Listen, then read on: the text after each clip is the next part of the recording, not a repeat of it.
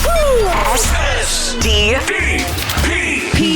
the Steve Dangle Podcast, with your hosts, Steve Dangle, Adam Wilde, and Jesse Blake. Let's go! Okay. You messed up. What? You messed up. What did he do? Oh no! The camera was definitely on Adam when it was said my name.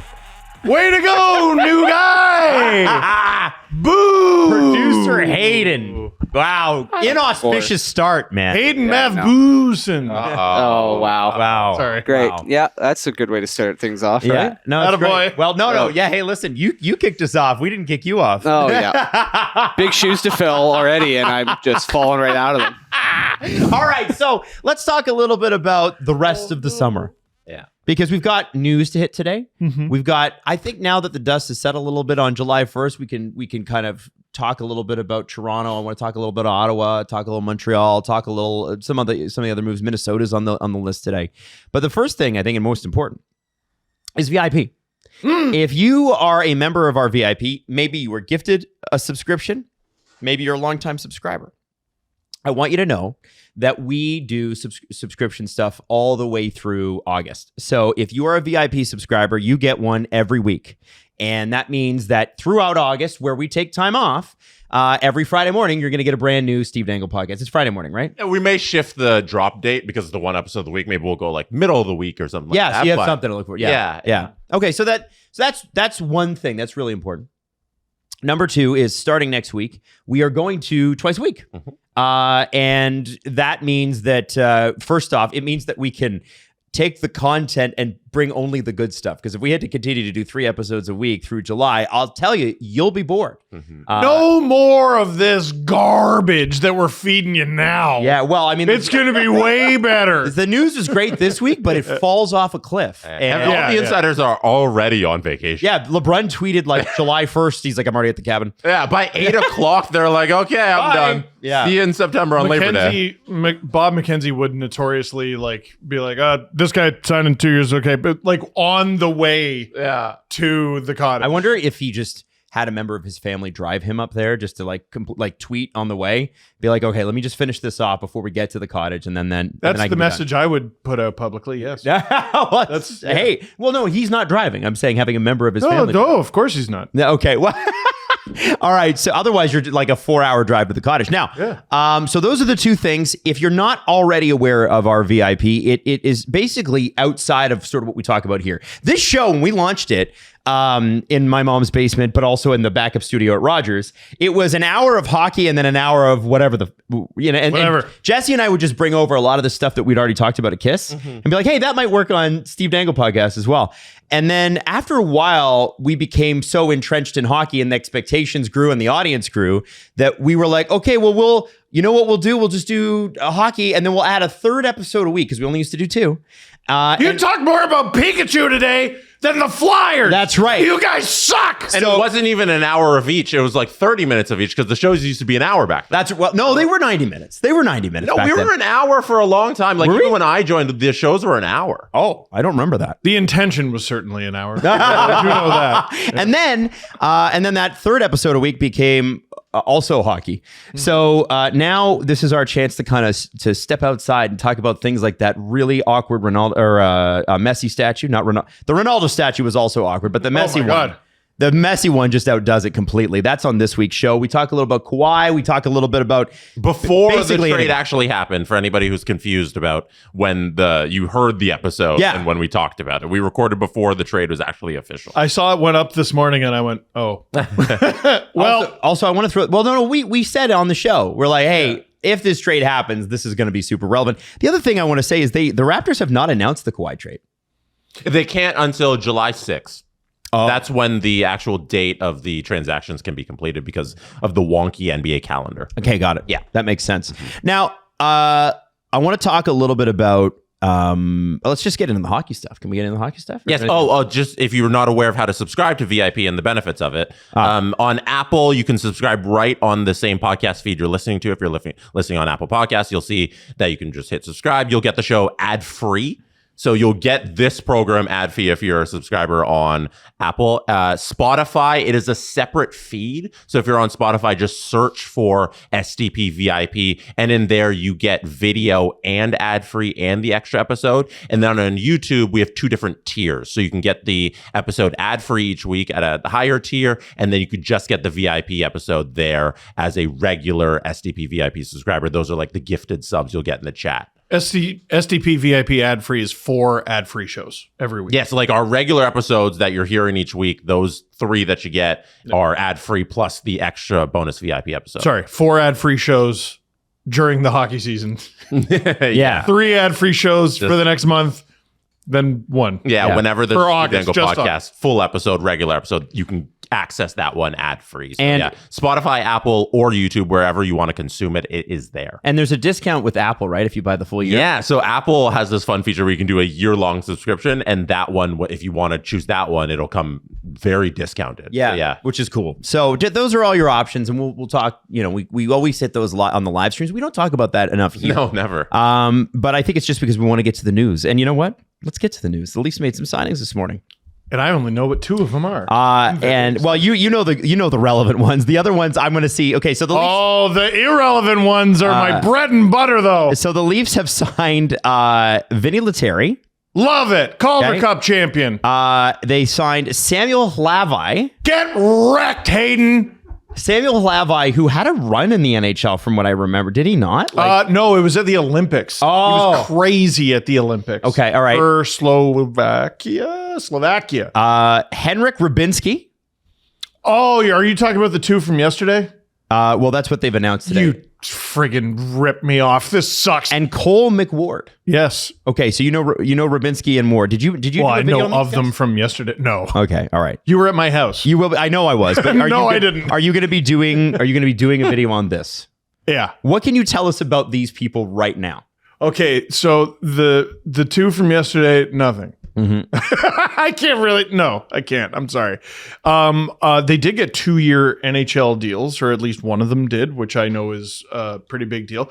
Dude, Vinny Lettieri, I'd be perfectly comfortable having him play NHL games for the Leafs. Calder Cup champion, vaporizes pucks. Like, such a good scorer at that level. He's just unfortunately one of those tweeners. Right? Like, he's 31. This isn't a prospect. He's just one of those guys who rips up the AHL offensively. He has played some games in the NHL, I think mostly with Boston. I'd be perfectly comfortable with him playing games for the league. I think that's very important for you to say that they're not prospects here. I Yeah. think people hear these names and they're like, ooh, we signed a bunch of like 21-year-olds No. who are going to be amazing in like 2 years. But no, these are like middle 20s guys and one 30-year-old there who are depth pieces. What you're talking about here at the high end, like, best case scenario is these guys end up being like Bobby McMahon, where well, no. Best case. Best, like, high, very unlikely best case. Like, McMahon didn't break into the NHL until he was like 26, 7, something like that. Even Darren Radish, like maybe that's even Honestly, a high end, you know? You're correct. Now, Radish, the difference is when he was signed, like, there was some fanfare. Like, I mean, when he was signed his first NHL contract with Chicago, I think, there was some fanfare. Like, oh man, this guy killed it in the OHL. And then it wasn't until his 3rd team that he finally got into NHL games. He was traded straight up for Peter Holland. Yeah, Radish didn't play an NHL game till the 21-22 season at the age of 25. What was his Right. draft year then? 2013, 2014? That would it have been? Be 7 years before 2018? Yeah, around then. Okay. Interesting. 2018 or 19? Still. Like, Wow. right? It took him a while. So, like, at the very, very high end, your best case scenario, you're looking at something like Bobby McMahon. Lettieri's not even that. The man is in his 30s, right? Like, He's already 31. He's a tweener. And then Hlavi is the one guy you could maybe sort of consider a prospect. He's still youngish. Damn, Yeah, yo, 25. 25. Vinny Lettieri's played 155 NHL games? Yeah, man. Like I wasn't making it up. I wasn't blowing smoke. Wow. Yeah. Sorry. No, he could play. Hlavai is interesting. Goalies tend to mature later. And isn't he younger than Hildeby? I think they're the same age. He'd be like 1 year older than Akhtyamov. Okay. But the Leafs goaltending situation has completely changed over the last couple of weeks, right? So you add Bob, cool. You lose Woll. You lose Hildeby. You didn't qualify Peksa, who was like deep down. You're excited for Akhtyamov, and that's great and everything, but you need at least 4 goalies in your organization. The Leafs used 4. The Leafs used 5, I think. Woll, Stolarz, Primo played some games. Akhtyamov, Hildeby. Yeah, man. And you don't include James Reimer. Oh, my God. In a right? preseason game, and then you need at least 4. Yeah. Right? Because all it takes is one guy to get hurt, someone's getting called up, and then you don't want your AHL team completely suffering. So now they got 4, and I wouldn't be surprised to see them add a 5th. A lot of people are high on Hlavai. Like Yeah. a lot of people, there's a lot of hype around. Lav him. high, you mean? I think Hey, it's, hey, I ho, think it's ho. cool that the Leafs went out and just are taking a chance here. If on I'm not- 6'4", 218. Numbers weren't great in goaltender. the AHL, No, they were poor. but I don't know how the Iowa Wild are. Potential there. And if I'm not mistaken, he was an RFA who the Wild just didn't qualify. Exactly. Yeah, Hayden's nodding yeah, yes. it's right here. So UFA, no qualifying offer. I don't know, man. You could do worse than that. Yeah, it's a good chance. And goaltenders are funky, where you're talking about like this is the one guy you were saying that might be something because he's 25, but your goalie might not get good till 28 because he's a goaltender, and goalies are weird. And just AHL all numbers, but AHL goalie numbers are not No, apples to oranges. Like Akhtyamov absolutely killed it. Hlavai struggled, and at the NHL level, who knows? Maybe Hlavai's even better. I don't know. Do you know what the waiver situation is with him? I can tell you in a moment after I look it up. Sure, because we know Akhtyamov doesn't need to clear. A big reason why Hildeby was traded is he did have to clear.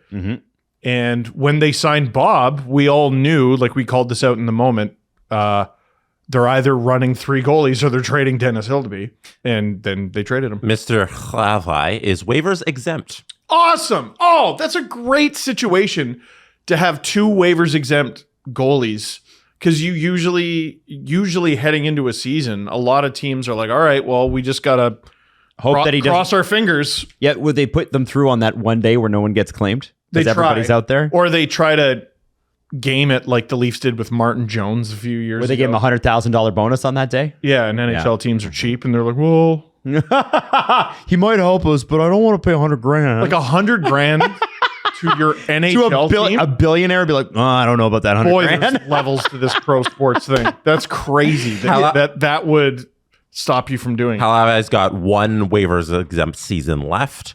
The 27-28 season, he'll start to need waivers, or if he played 60 NHL games, which I don't think he's going to do between right now and September when there are no NHL games. I think we're good. I think we're good. Yeah, I think this is. I mean, listen, they're depth signings and whatever. You know, one of the things I think that everybody thinks when an AHL team wins a Calder Cup is that, or a Calder Trophy, excuse me, is that they're like, well, that must be a great farm system.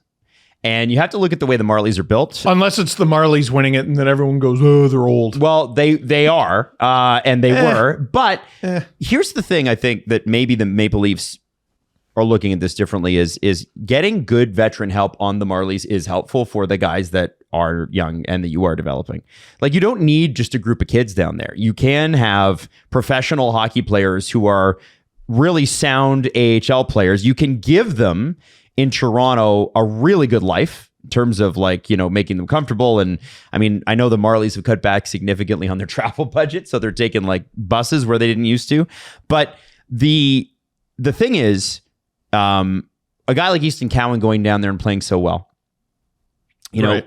he doesn't have to be the star, although he became a star.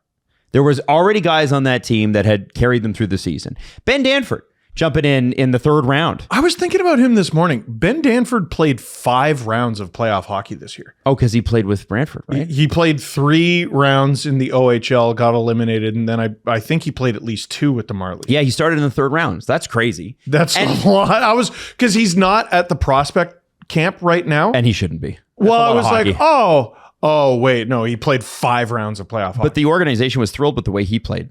Oh, he was great. The thing is, though, They won. if you have an AHL team that's waiting for a guy like Ben Danford, well, if we just get Ben Danford, then now we'll be okay.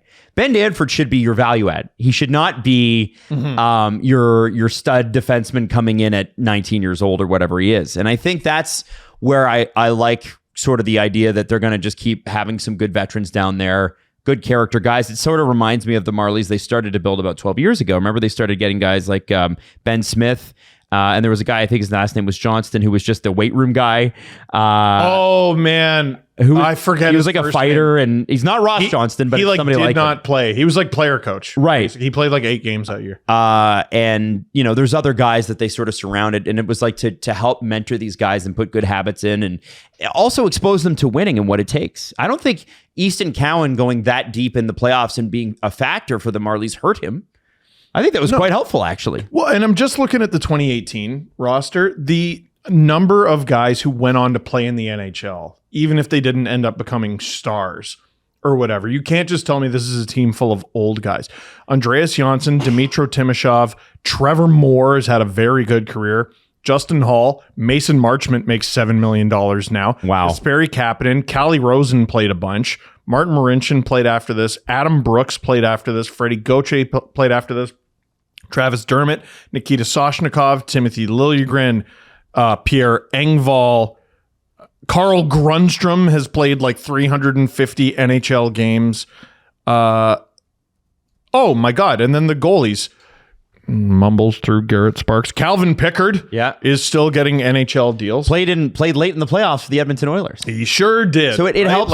It helps to have these types of guys around, and that was something where I think the Leafs really, especially out of COVID, and I don't fully put that on any team. I think it's just COVID just kind of scrambled everybody's circuits, and then Treliving didn't care, right? He wasn't really caring. He didn't care much about what happened in the AHL level.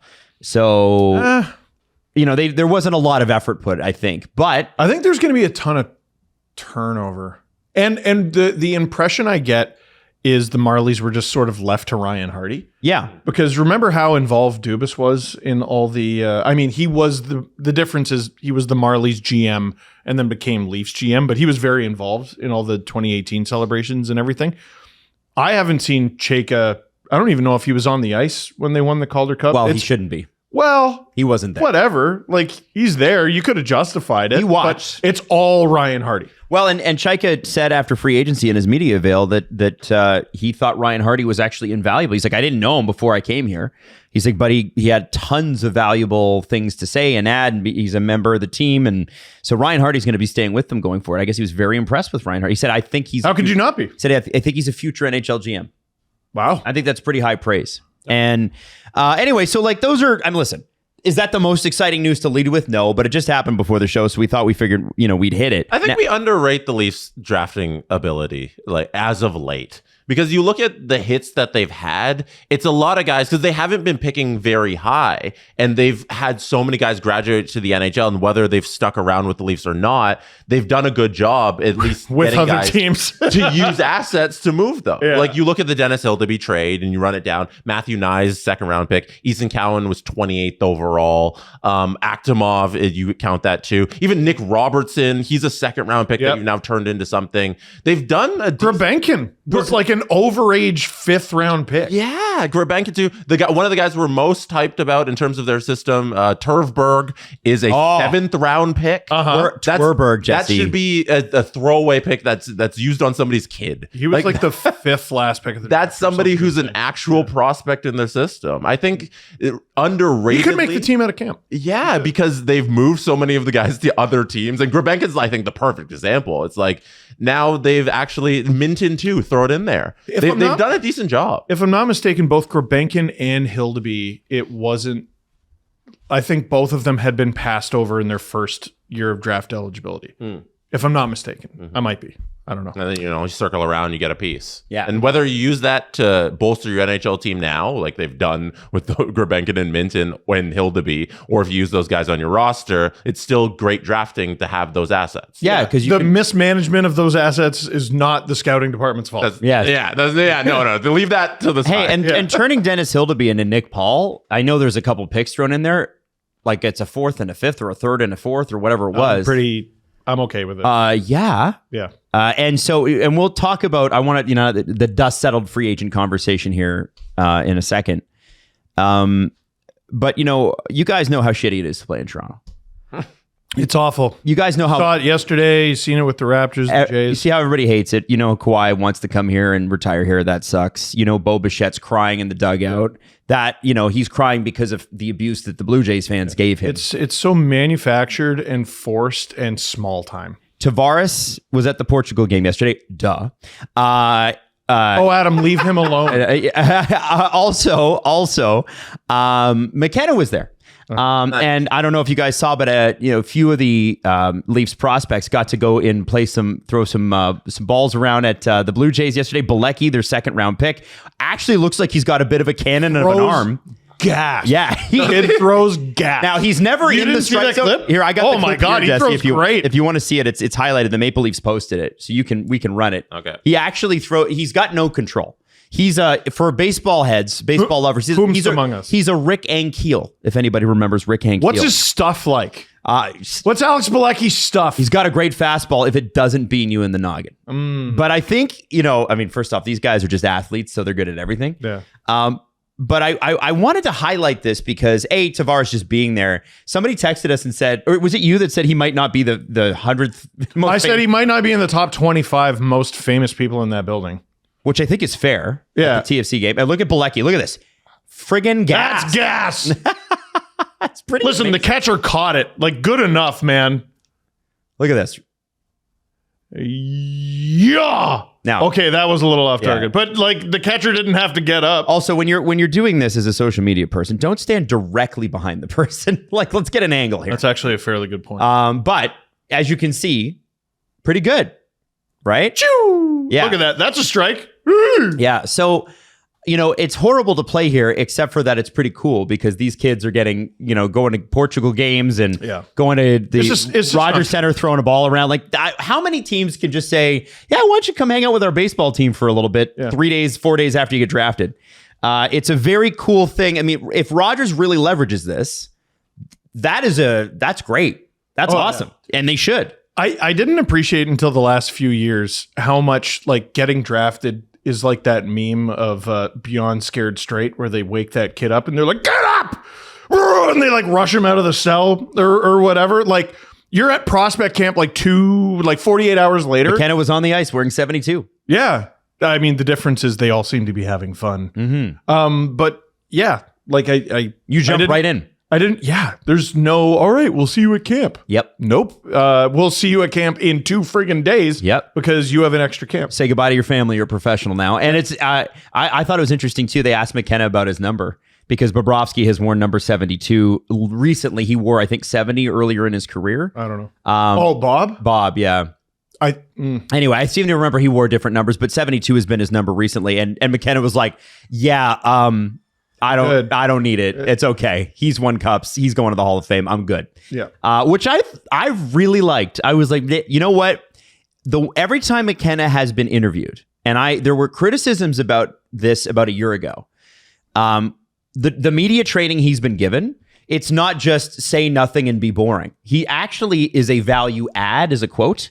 And that could really help your perception. And he has confidence too. Yeah. And he was like, like the way he answers it is a very human way. And we're just not used to that with the Leafs, where they're like robot, Leafs haven't really got a hold of him yet. Give it time. No, I think this is going to be different. Yeah. I actually do. I think that they got him. He said he's been saying all the right things, and I really like the fact that he's just going to give it up, which is cool. I hope Bob gets him a Rolex anyway, just because Bob's got the money. Why not? But I want to talk to you now. I could see Bob giving it to McKenna. Giving him like the number? Yeah, letting him have it. Maybe. Well, there's a bunch of Leaf fans who have bought McKenna jerseys in the last week who really hope so. And I think who's going to be here longer? That's a good point. It's funny. Okay, like it's a non-issue, but also I really do hope the Leafs say something about that soon, because there's a bunch of people who are going to want a McKenna, especially, but also a Bob jersey. They put out a notice that you can get the new draft picks jerseys at Real Sports.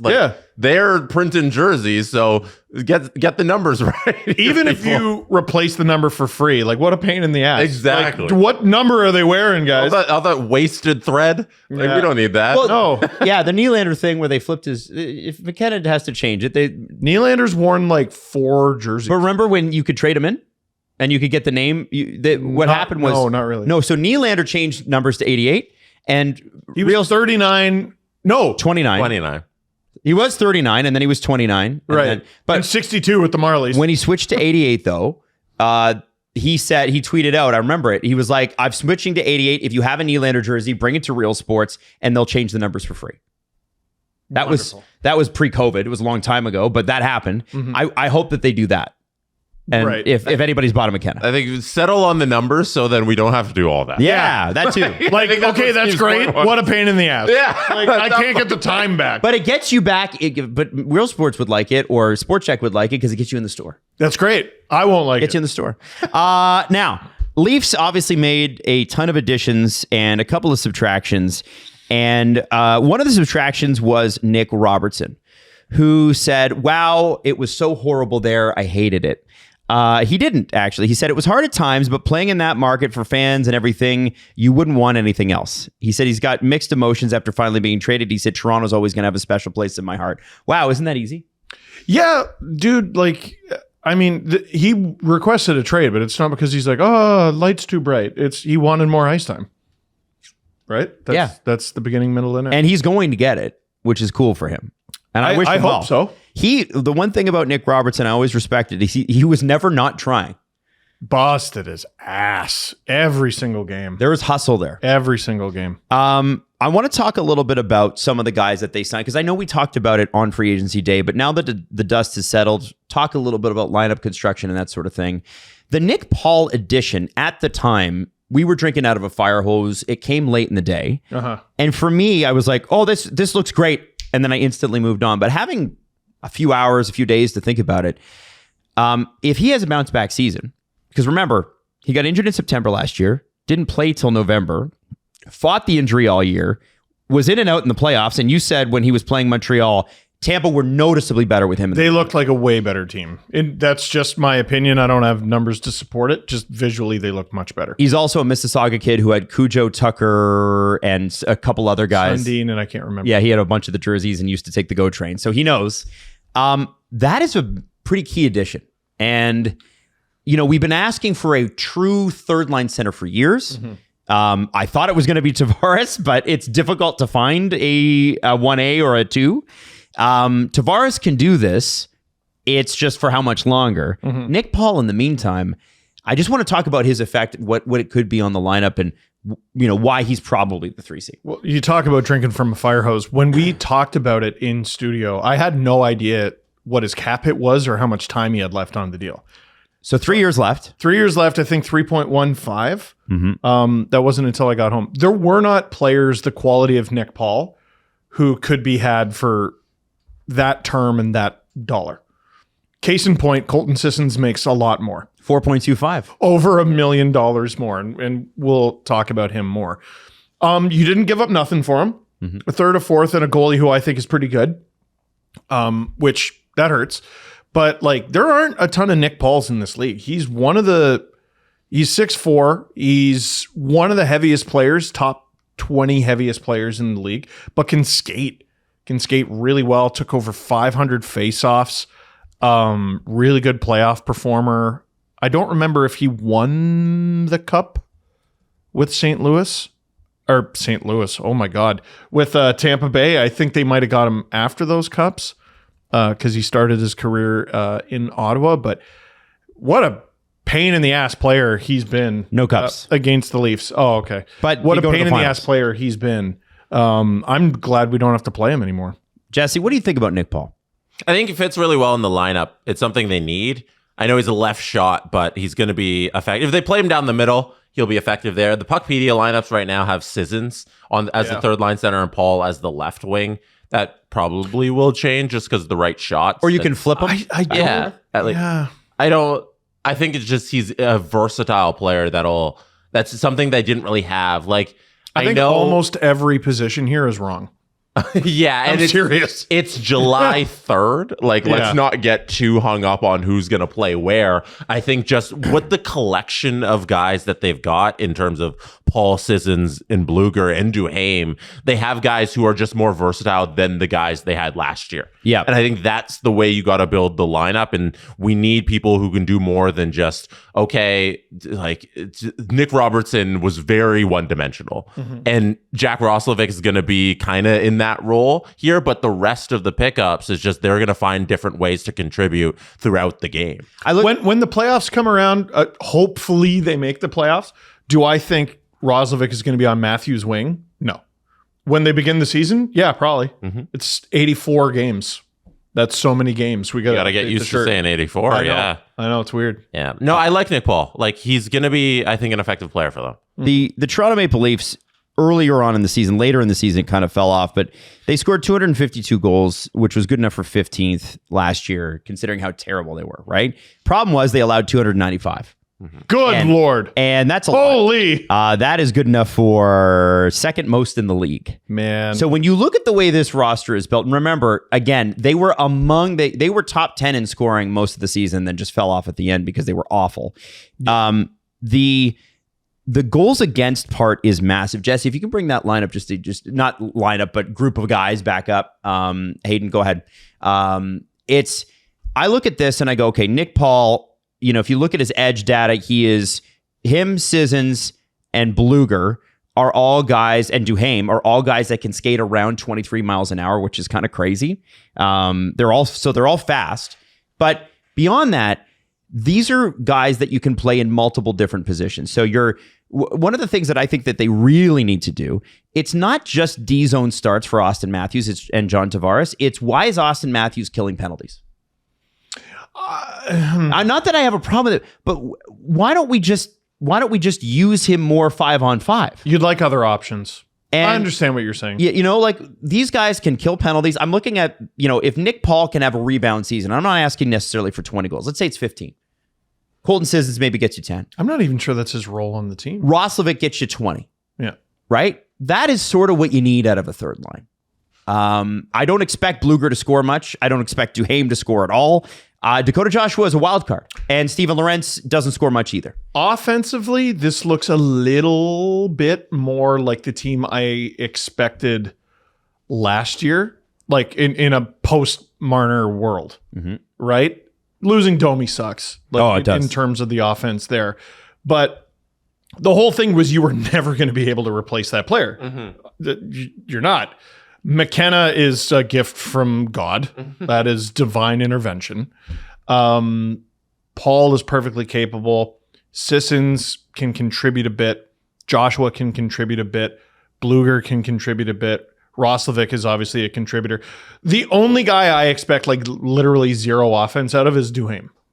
Right. That's basically it. And I look at this, I'm like, they picked out 3 dark holes in their forward group that they had last year in terms of Domi would go months without production. That's true. Robertson Very would be inconsistent. hot and then be scratched and get hot, but he was just so one-dimensional. Michelli showed up when the season didn't matter. And having those 3 out of the lineup and replaced with this collection of guys, I think it's an improvement on last year. I agree with you. Yep. Because they can all do different things, right? Yeah. Like all of the. Are you afraid of Nick Paul taking a face-off in the D zone on the penalty kill?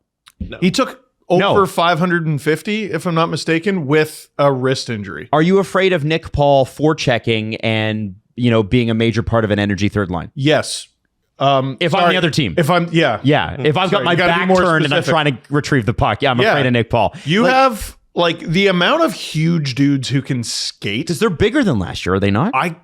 They are. I don't know. Oh, they are? Yeah, in terms of size, I think they are the second or first biggest team in the league. That's crazy. Nice. And they're fast. Nyes could lose 15 pounds and still be 220. Like Paul's like 230. The only one thing I'll take away from all the positive here about the guys they brought in, I miss Scott Lawton. Oh, Yeah. me Lawton too. hole That in contract this- hurt my feelings. in this team where he was so good on the penalty kill. And if they had just fucking played him a little bit more higher in the lineup early on, maybe there's a little bit more goal production there. But Berube didn't trust him. And I do miss Scott Lawton. I think the penalty kill is going to miss him. Berube's I agree. treatment of Scott Lawton is one of the least explainable aspects of his time in Toronto. And everybody loved him in the locker Lawton? room. Yeah. He was such a great locker room guy that I think that presence will be missed as well. 100%. They gave up so much for him, and we're all like, "Oh, sick, a 3C." Oh, they're starting him at wing. It's okay though. He'll eventually does not play a game at center in that first season. And then the injury in there doesn't help, but like you can't Yes. control that situation. Right? Yeah. It's a significant amount of time, and that threw off. The It team ruined out the lineup. of training camp where they're like, we don't know what to do. We don't know what to do. Domi is our 1RW 3C. Yeah, we need Domi to dish to Matthews. Fuck it, third line. No, Yeah. like it. Well, so this is one of the things I like. Is They could have friggin' played David Kampf. Yep. They have like 8. I know, that was brutal. But they have like 8 legitimate options at center. Mm-hmm. Not including William Nylander, I know. Matthews, Tavares, Paul, Sissons, Bluger, Joshua can do spot work there. Lorenz can do spot work there. We will live.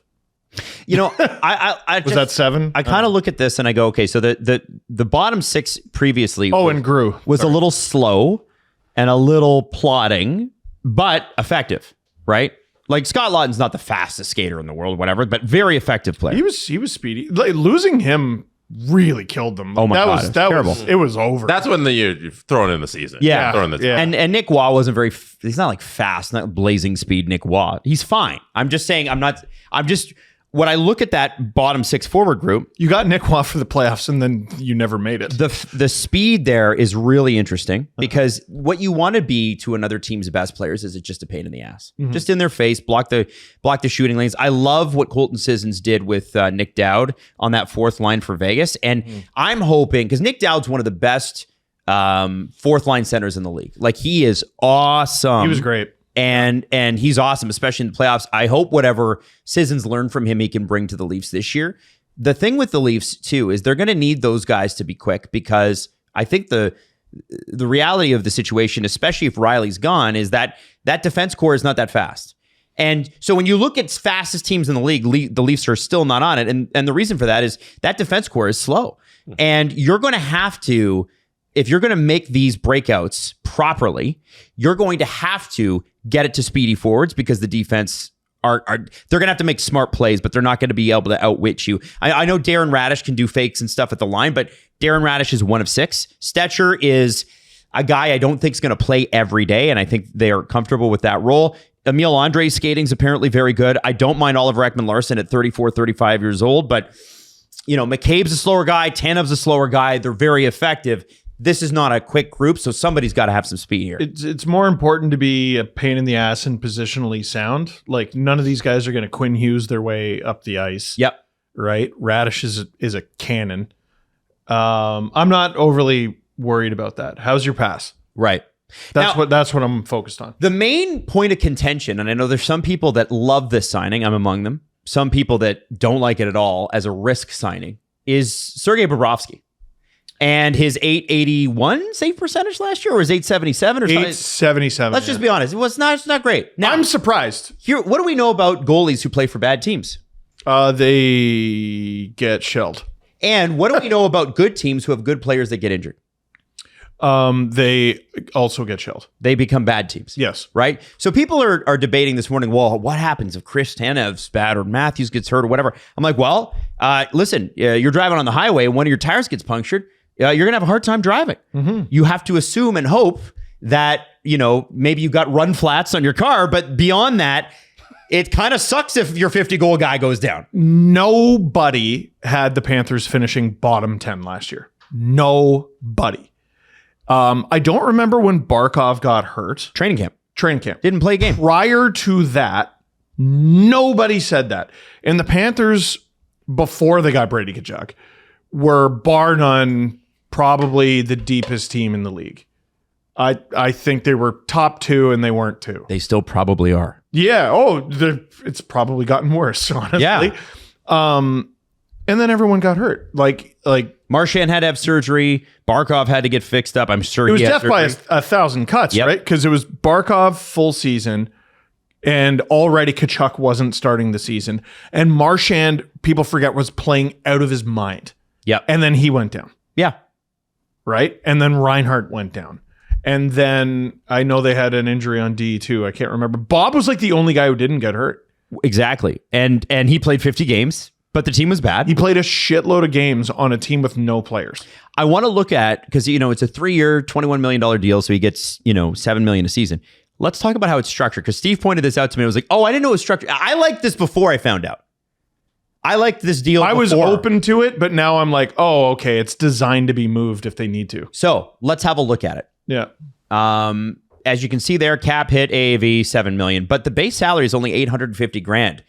It's not the Matias Michelli deal from Arizona where it's backloaded. They're just paying him a signing bonus. They already paid it actually 2 days ago. $8.05 million this year, $5.8 million the following year on July 1st, and then the final is $4.45 million. This is a throwback to something Dubas used to do all the time. So why does this matter? It matters because if you need to pull the chute here, it's easier to move because you've already paid out the majority of the money, right? Like, There's only $5 million basically, or $6 million left to pay on that last year of this deal. MLSE's been getting chirped by a lot of people, including myself, about looking cheap in this new era. But one thing that we know Rogers will definitely do is spend money on players. This is them throwing their financial weight around, which, like, thank God. That's such an obvious advantage that you have over everyone else. I don't care what MLSE does with their money. I don't care what Rogers does with their money. That means nothing to me. That's for John Chaika to reconcile with The board. Keith Pelly and ownership, Yep. right? So front loading this deal, I assume Bob is at least going to give the Leafs 2 adequate years, and then it could potentially be a Marleau situation, right? You'll be able to move this based on the way it's structured. After that 3rd July 1st, where there's only $950,000 owing, right? No one cares. Right. And So the cap is going to go through the roof, and the Leafs know, and it's important that you know right now, that they're expecting that only 8 or 9 teams are going to be able to spend at the cap at that point, and there's going to be a lot of teams trying to hit the floor. Right. Here's Sergei. Here you go. Here's a $7 million cap hit for the cost of a league minimum player. Might I also mention, Robidas Island exists. That's a thing. It's definitely a thing. Like, do we think that Chris Tanev's playing until he's 42? I'd like it if he was effective. Or Marchand or Gudis or Any of these guys. there's quite a handful. Bobrovsky conceivably could. But I mean, he's all still- the other guys we just mentioned, I He's don't still think 40 in his last year. I mean, the way his so. birthday Oh yeah. work out. So. But also, like, this is another thing. Like, when I was looking back at his career, I was like, oh, we should probably adjust the Bobrovsky being injury prone thing. He's played 50 or more games in each of the last 5 seasons. That's old, man. And the only reason it's not longer is potentially because of the COVID shortened season. I think he played 31 out of 56 games, which prorated is 45. This guy, he's a workhorse. The Leafs, when was the last time the Leafs had a workhorse? Freddie goalie? Anderson. Like, it was early Freddie Anderson. Early Freddie Anderson. You're right. That's you're right. important, right? They haven't, this is one of the other things I sort of laid out. They haven't had a bona fide starter since at least 2018. It's always been, well, we hope this works.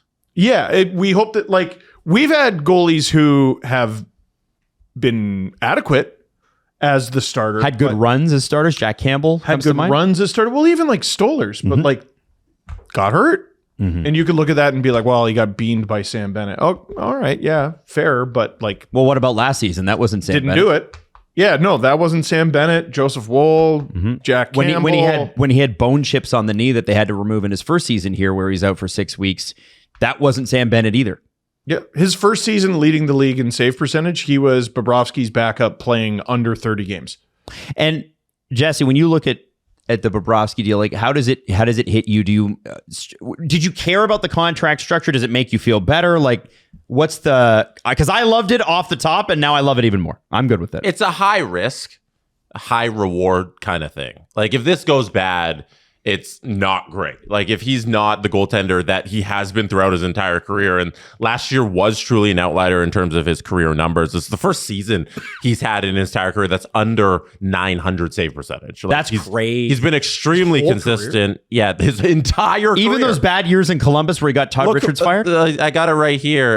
The Philly year is his second year. He's an 899. If you want to include that, liar! Then whatever. But besides the 899 in his second year in Philly, he is above 900 save percentage in every single year of his career. That's 2 years before the podcast started, by the way. Yeah, he's been very consistent. And I think what you're asking for is here, when we get to the playoffs, we want somebody who's going to start every game and can steal us a couple games, because sometimes goaltending is the only thing that can win you a game in the playoffs.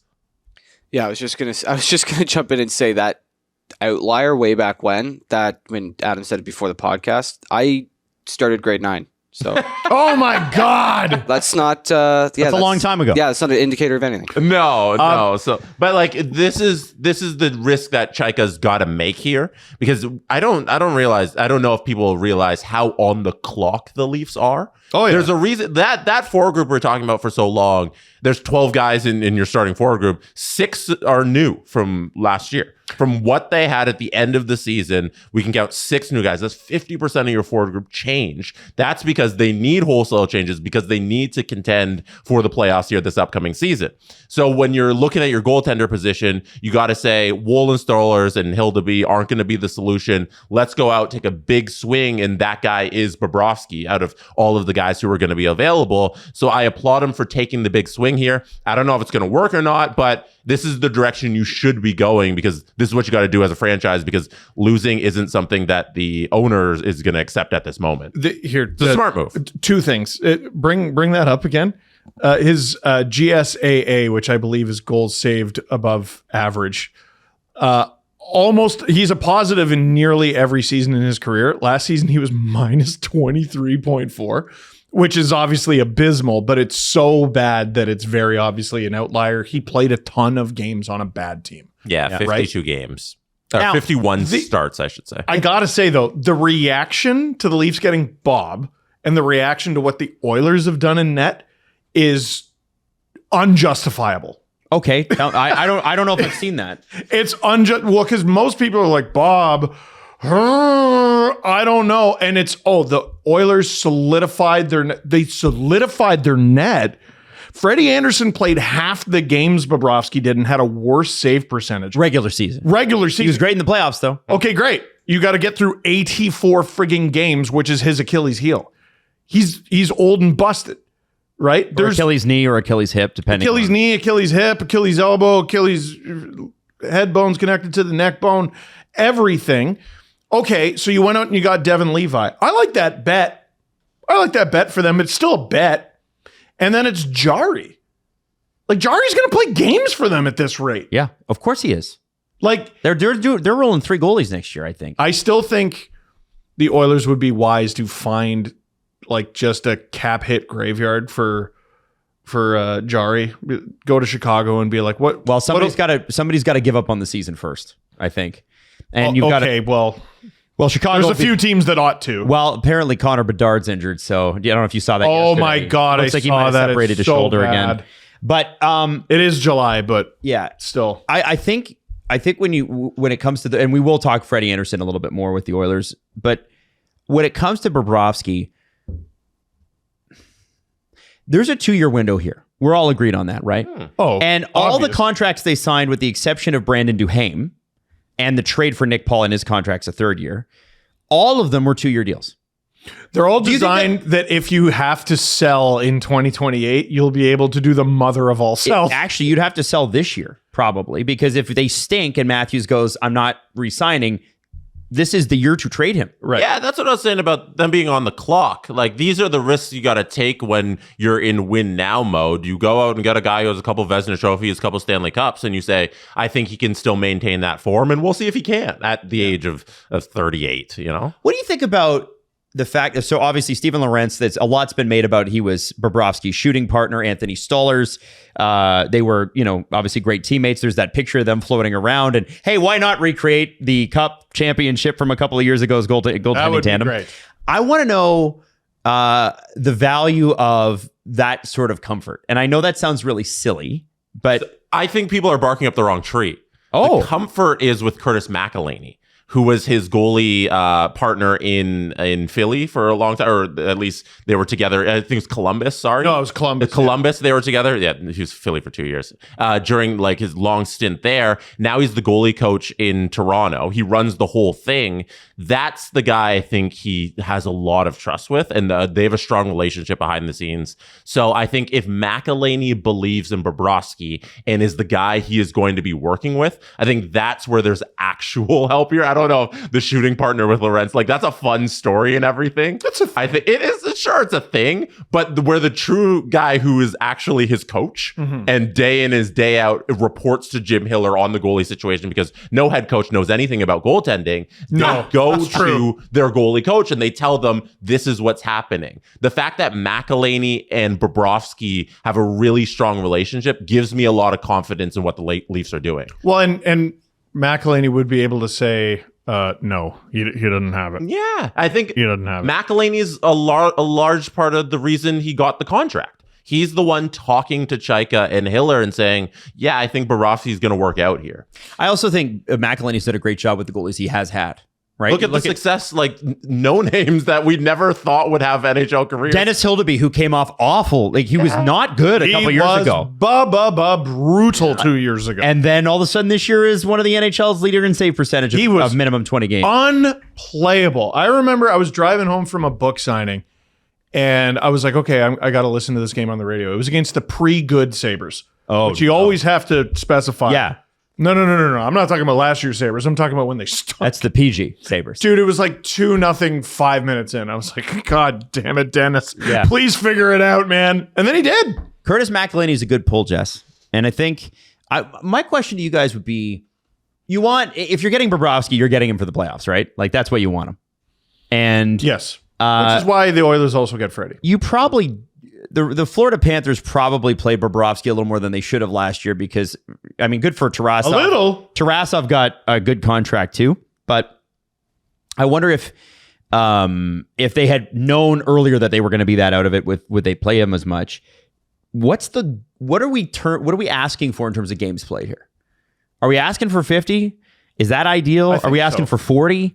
And then maybe we can get 25, 30 out of Stolarz, which is roughly what he gives you every year, and then Hlavai or Akhtiamov get 10. Getting hurt, obviously, yard sales, all of it. I'm going to assume he stays healthy, which is what he's done for a long time now. And if he stays healthy, I would say at least 50. Yeah. Jesse, That's what he does. That's what his In terms of games played? Yeah, do you think he's going to be a games eater like he always has been? I think if we think Stolarz is good for 35, like whatever, the rest of it's left. I think I don't know what I can think I hope there. Bobrovsky doesn't get pulled 10 times because I think that's what he would need to do to hit that number. I think they go a little easier on him. I don't know if Bobrovsky wants them to go easy on him. I think he probably wants to hit 52 games again. He wants to be in that number range because that's where he's been since post-COVID season. Yeah, dude, 52, 54, 58, 50, 54. That's what he's going to play. Yeah. And then again, it would have been 45 or it was on pace for 45. He played 50 in the 1920 season. That season was cut short by 12 games. Like he would have played close to 60, maybe even 60. Yeah, probably in that 55 range. And you know how I know that? The 3 seasons before that, he played 62, 65, 63. All this, that thing about Bobrovsky being made of glass, that's like 10 years old. No, I don't think anybody who's been watching he's 37. It's just that he's 37. And He's I think 37, it's a but relevant question. He was 37 when he played 52 games. Yeah. Okay. and put up terrible numbers on a shitty team. Yeah. Okay. Brandon Duhaime's an interesting one because apparently he's just a beauty. People just love this guy. I love the John Carlson clip. So the John Carlson clip is what?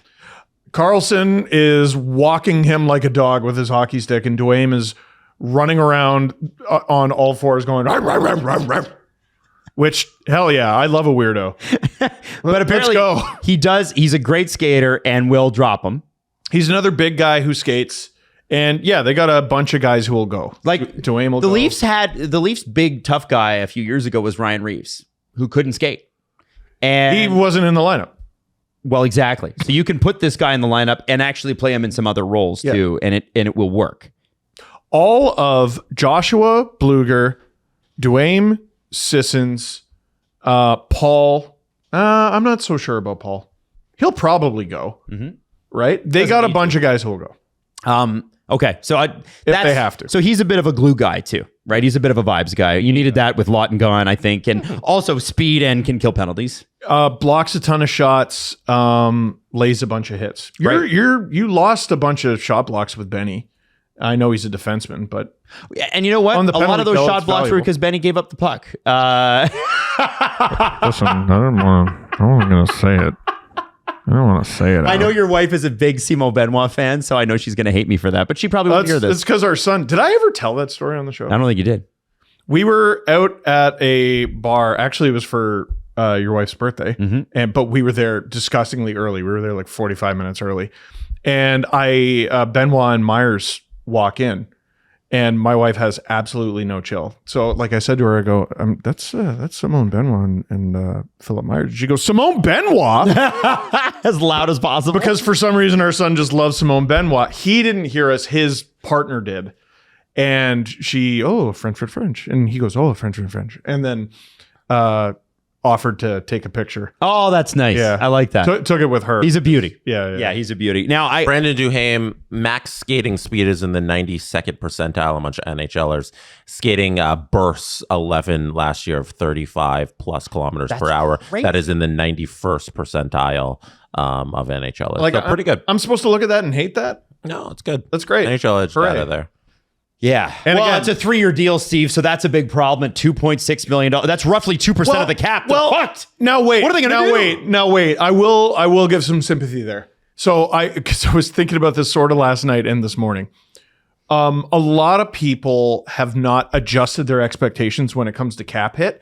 And I've hardcore hockey fans are kind of split on what the Leafs did. Like a lot of Leaf fans, I think, like it. Some people are like, a lot has to go right. Bob has to bounce back. Paul has to bounce back. No shit. I understand all that. I totally understand all that. The cap hits that were given out yesterday, if you haven't adjusted, or 2 days ago, the cap hits that were given out 2 days ago, if you haven't adjusted expectations yet, are psychotic. Duhaime for 2.6 a couple of years ago would be completely insane. That would be David Kampf. That would That'd be be the the David more Kampf contract. Kampf was always an overpay, and he's getting more and can probably do less. Kampf's a center, right? He's also he's a free agent right now, And a physical black hole. right? Well, there is that. Sissons for 4.25 is wild stuff. Roslovic for 4 is wild stuff. Paul is actually very reasonable. And even Bluger's getting 2.5 Something like that. for what he does. If you haven't adjusted, you're talking about percentage of the cap. No one at the bar is talking about percentage of the cap, right? You're right. You're absolutely correct. But a lot of people are definitely going to have sticker shock about some of the numbers. Well, okay, they've seen. so let's. I want to talk about that because this is how the agents look at it. Alan's talked about it on Agent Provocateur a bunch of times. Colton Sissons, 4.25 or 4.5, whatever the heck it was. 4.25. Okay, 4.25 for 2 years. Oh man, for Colton Sissons, that's a lot of money for Colton Sissons. Okay, let me put it to you this way: it's 4% of your cap for your third line center.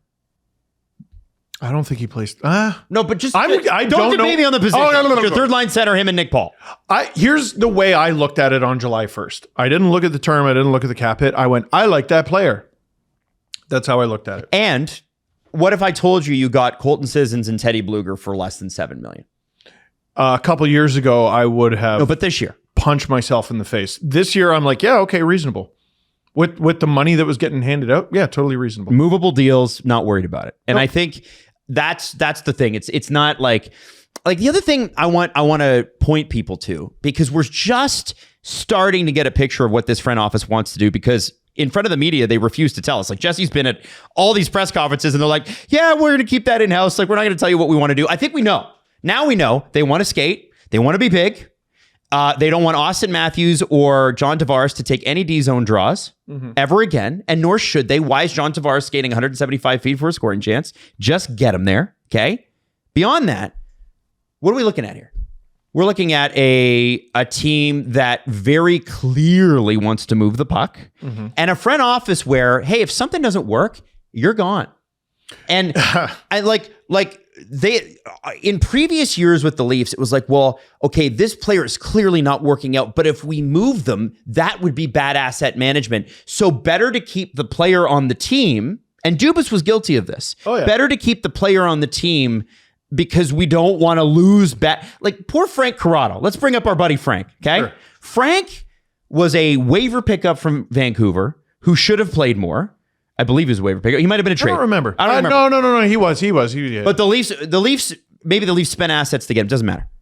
But Mike Babcock's like, that guy, that's the guy I'm going to bully. I hate this guy violently. Yeah. Even though I've never played him, I'm not going to play him. Yeah. And remember, we had the whole free Frank Corrado movement. The right thing to do would be like, okay, my coach isn't going to play this guy. Let's move him somewhere else or waive him, right? So at least he's going to get some ice time, rather than just being on with the guys after practice, right? Instead, Kyle Dubas was like, I'm going to keep him because that's bad asset management. Guys like... I think that might have been Lou. Well, it could have been, but where do you think that ethos comes from? Right. I'm talking about guys like Nick Robertson. I'm talking about guys, people are mad about losing Matthias Michelli. I don't know why. This is where I think, like, hey, let's say Bob doesn't work. Do you think that they're just going to sit back and do nothing? The one thing we have seen from this front office, being the most active team on July 1st, is that they are aggressive. And that part, I think people haven't adjusted to yet. We are still stuck in the Dubas not wanting to make a bad move, being afraid to and Brad Treliving not wanting to make a move at all. If Matthias Michelli doesn't get at least 7 points every 10 games, Pete DeBoer is going to strangle him. Yeah, 100%. Islanders fans, like, it's going to be fun. It's going to be fun. I'm rooting for him, but watch, it's going to be fun. I think if somebody doesn't work, and by the way, every year somebody doesn't work. Somebody doesn't make it, doesn't work. Do you think these guys are just going to sit around and let them hang on the roster? Absolutely not. I don't think so either. So I want people to kind of transition their minds to that a little bit. You know what's also fun? Guaranteed John Chayka never had a July 1st like this in Arizona. Oh yeah, he had actual money to spend. Yeah. Hey, can I league 4? Do you want 4? He said he wants 4. All right. Let's do 4. We got him. Yeah. Yeah. That's great. He probably has never signed that many players in a single day. I can't imagine that he has, unless they're, AHL deals or whatever. So that to me is like, okay, if something doesn't work, it doesn't work. Okay, It doesn't work. Then we move on. And Brandon Carlo, we don't want to trade him because look what we gave up for him. Or you could trade him for 2 third-round picks, draft well, and feel better about it, and just move on with your life. He's doing stuff. Itchy thumbs. Yeah, I like that. So anyway, that's what I wanted to say on that. Anything else on the Leafs, guys, that you guys want to hit? Go Leafs, go. I'm not totally sure they're done. They're certainly not. But again, we have a better idea of the team they want to be. I don't know. I still don't have a read. Is Joshua going to move? I don't have a read. I'm on my toes. It's fun. Hey, what if you went into camp and you didn't have all the questions answered? That's great. That was also a thing in It's been like 48 hours since they made a trade, and I'm losing my mind. They were so up against the cap for so long that everybody's position had to be decided by camp because they had no cap flexibility to do anything. And people are like, well, they don't have any cap flexibility now. I'm like, yeah, they do, actually. We got to wait until the 11th hour for them to sign Zach Aston Reese and have $1 of cap space. Yeah, or a PTO him. Or like they did with Steven Lorentz. They did that every year. Every year. DJ Smith's salary is rumored, by the way, to be close to $1 million a year. He's an assistant coach. Assistant coaches don't make that kind of money. But DJ Smith had a bidding war between Edmonton and Toronto. Jim Hiller really wanted him. Mike Babcock really wanted him. And it sounds like Edmonton was just like, open the vault, get the coaches in here because we don't have time to mess around. And so DJ Smith, by the way, I just thought you guys should know, is the highest paid assistant coach in the NHL, reportedly. Hey, good for him. Good for him. 2015 Memorial Cup MVP with the Oshawa Generals. Let's go, DJ. I want to talk a little bit about the Senators, DJ's old team. First off, what do you think of this deal? All right. Perhaps the biggest trade that the Ottawa Senators are looking to make is your Brady Tkachuk jersey. So from July 3rd today to the 9th, Ottawa team threads at Canadian Tire Center, which is in the arena. You know, you got to drive half an hour to get there. Of course. You can trade in your officially licensed Fanatics Brady Tkachuk stitched jersey. Just the stitched ones, though, not the ironed-on ones. And then you can save 40% on regularly priced merch, a.k.a. a new jersey. Now, I told you earlier in the day with William Nylander that they just said, we'll change all that and it'll be free. What Senators fans are kind of pissed at this. So I got to give you the jersey I just bought, and it has to be Fanatics, and it has to be stitched. And then you're going to give me 40% off my next brand new jersey that's basically the same as this one. That's a good point. Like, wasn't it Adidas like 2 years ago? Yeah. These are all the Fanatics jerseys are basically new within the last 2 years. Right. And basically identical to the Adidas jerseys except for the logo in the back. Yeah. But only the Fanatics ones will they do. That sucks. That chuck out the old jersey is funny. Yeah. I do enjoy it very much. Trade in your Fanatics Brady jersey. Save 40%. I wonder, were they not allowed to use the name Tkachuk? I think that they were just... No, of course they're allowed to use the name Tkachuk. It's on the back of the jersey. Yeah, I know. But I think it's just they didn't want to say it in the thing. It's pretty clear. Trade in your Fanatics Brady jersey, save 40%. By the way, Trady your Brady was right there. Could have been a hashtag. Trady the other thing is, honestly, to the Ottawa Senators. Are those flames on the graphic? Yes. The Ottawa Senators did nothing July 1st. They were busy before it. The least you could do is say, guys, we'll switch the jersey numbers for you. You keep the jersey. Or if you want to sell more jerseys, we'll take the jersey back and we'll give you a higher percent. Or how about this? We'll just give you a new jersey. Open up your wallet. I know the bats will fly out of it. But this is, how many people do you really think this is going to be negative for? And if you want a big PR win that distracts from the fact that you did nothing July 1st, and I'm going to get to a story that's mind-blowing about the Senators in a second. Why put this out? This is bad PR. They fumbled a bit of a This is an easy one. They fumbled a bit of an easy win. All you got to do is calculate how many Brady Tkachuk jerseys were purchased in the last couple of years with Fanatics. Yeah. How much is this going to cost us? So wait, it's not going to be that much. Just to make sure I fully understand this. They save 40% on switching the name and number? No. So you give them your jersey. They take it. You get 40% on your next purchase, and now you don't have a jersey. No. That's what trade it is? in your Fanatics Brady jersey, save 40%, gear up for what's next. But trade in. Yeah, you give them your jersey and you get 40% off of the team shop. Oh, that stinks shit. That's even worse than I thought. That's why I was wondering where your reaction was. I'm like, why is he not more mad about this? No, I thought it was like you traded in and you got like a coupon kind of. That's so. Who's the new Andlauer? Andlauer was supposed to come in and be like this new, reputable, exciting owner, and that is very reminiscent of the old regime. Eugene would have had it at 25. That's so... He wouldn't have had it at all. Yeah, you're right. That's so cheap. Sens fans deserve better than that. Ew. Now, I think they deserve better than that, not just there, but Claude Giroux. So Steve Staios came out After signing Sam Harrison to that big contract, you could have had Eric Comrie for $1.3 million. I'm serious. He said that the club's free agency start or lack thereof wasn't by accident. According to Staios, the inactivity stemmed from, and I'm reading from the Hockey News here, Claude Giroux and his desire to speak to other teams. So what Steve Staios said, and this is where I think you got to stop running your team like it's rinky-dink, is there's a reason why I'm not active today. Obviously, that spot is reserved for Claude. I'm eagerly anticipating waiting to have a conversation with him. So you're holding up your entire team's offseason for Claude Giroux. Not 2012 through 2018 Claude Giroux, 26-27 Claude Giroux. Now, he is I think he's a big part of the heart of the team. You know? Yeah.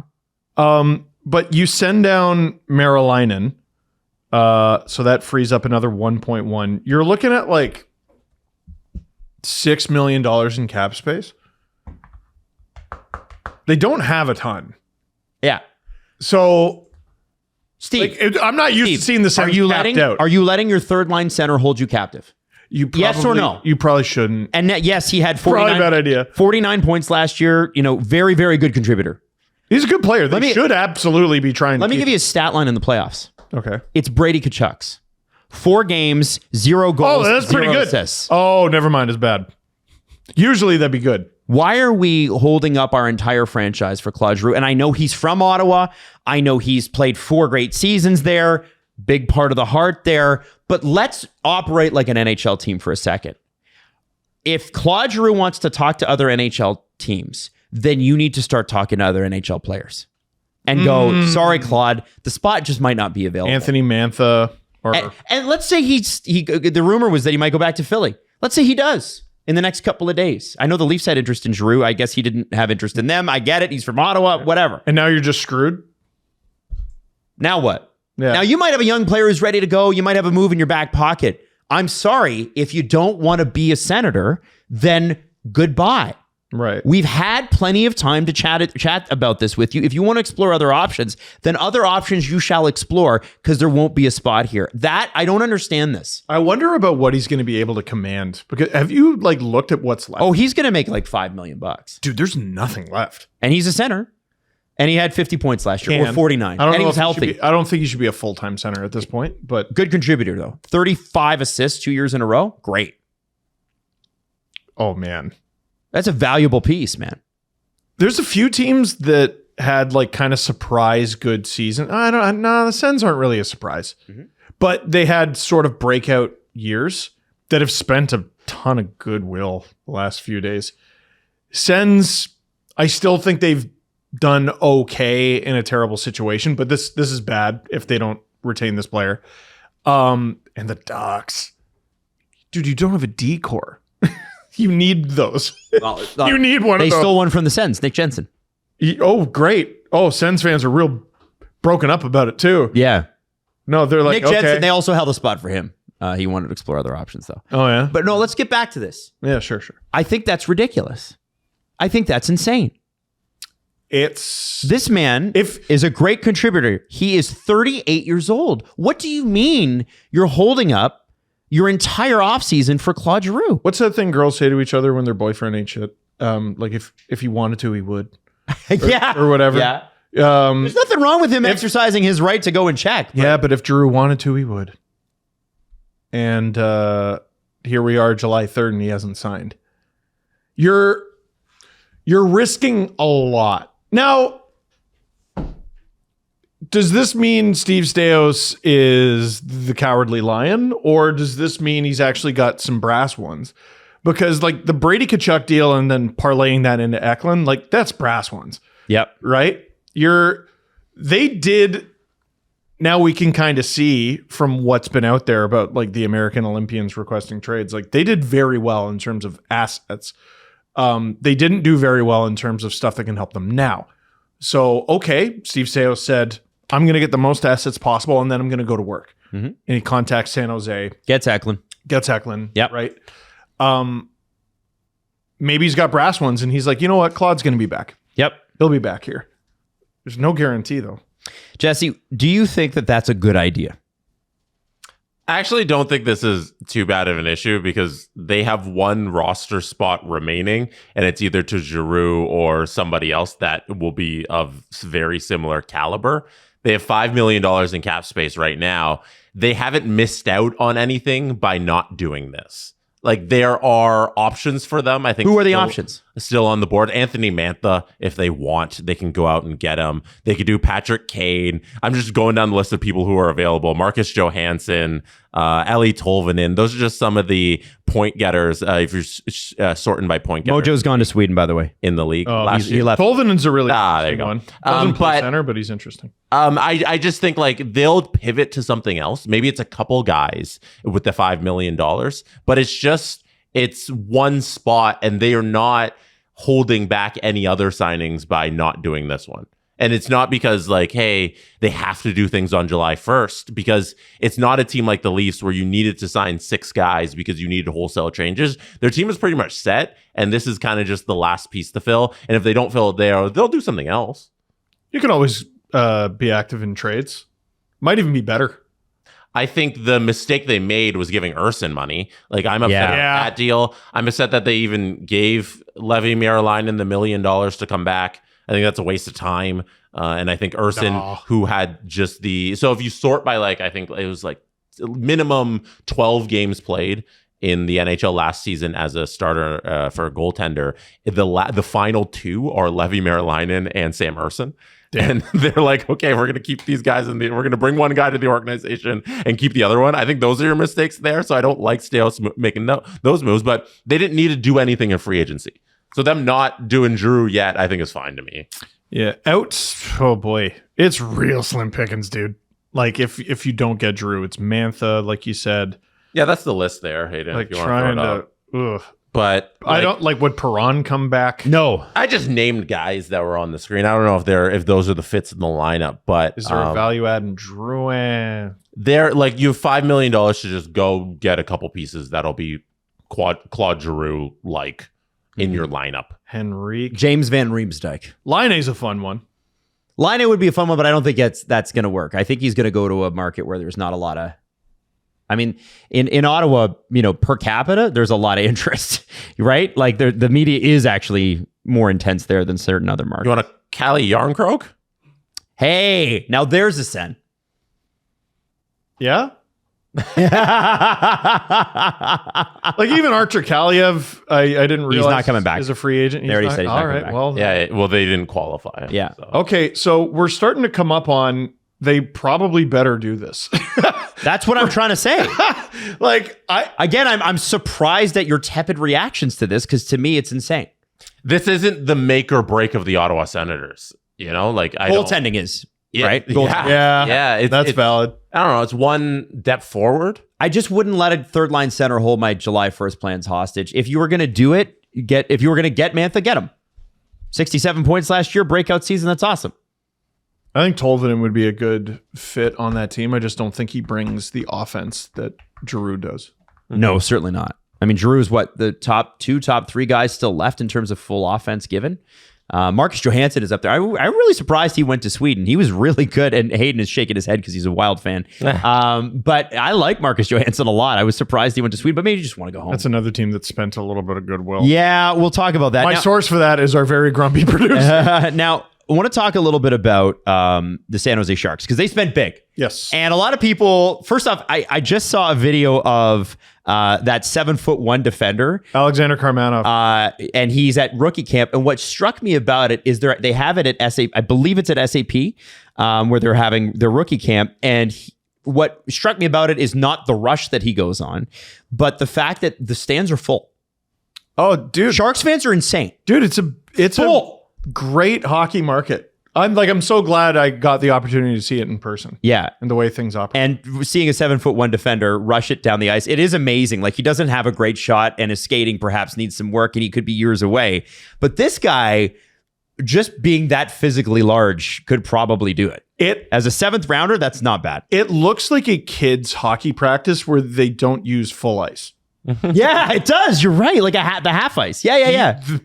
the amount of strides that he needs to get down the ice. Yeah.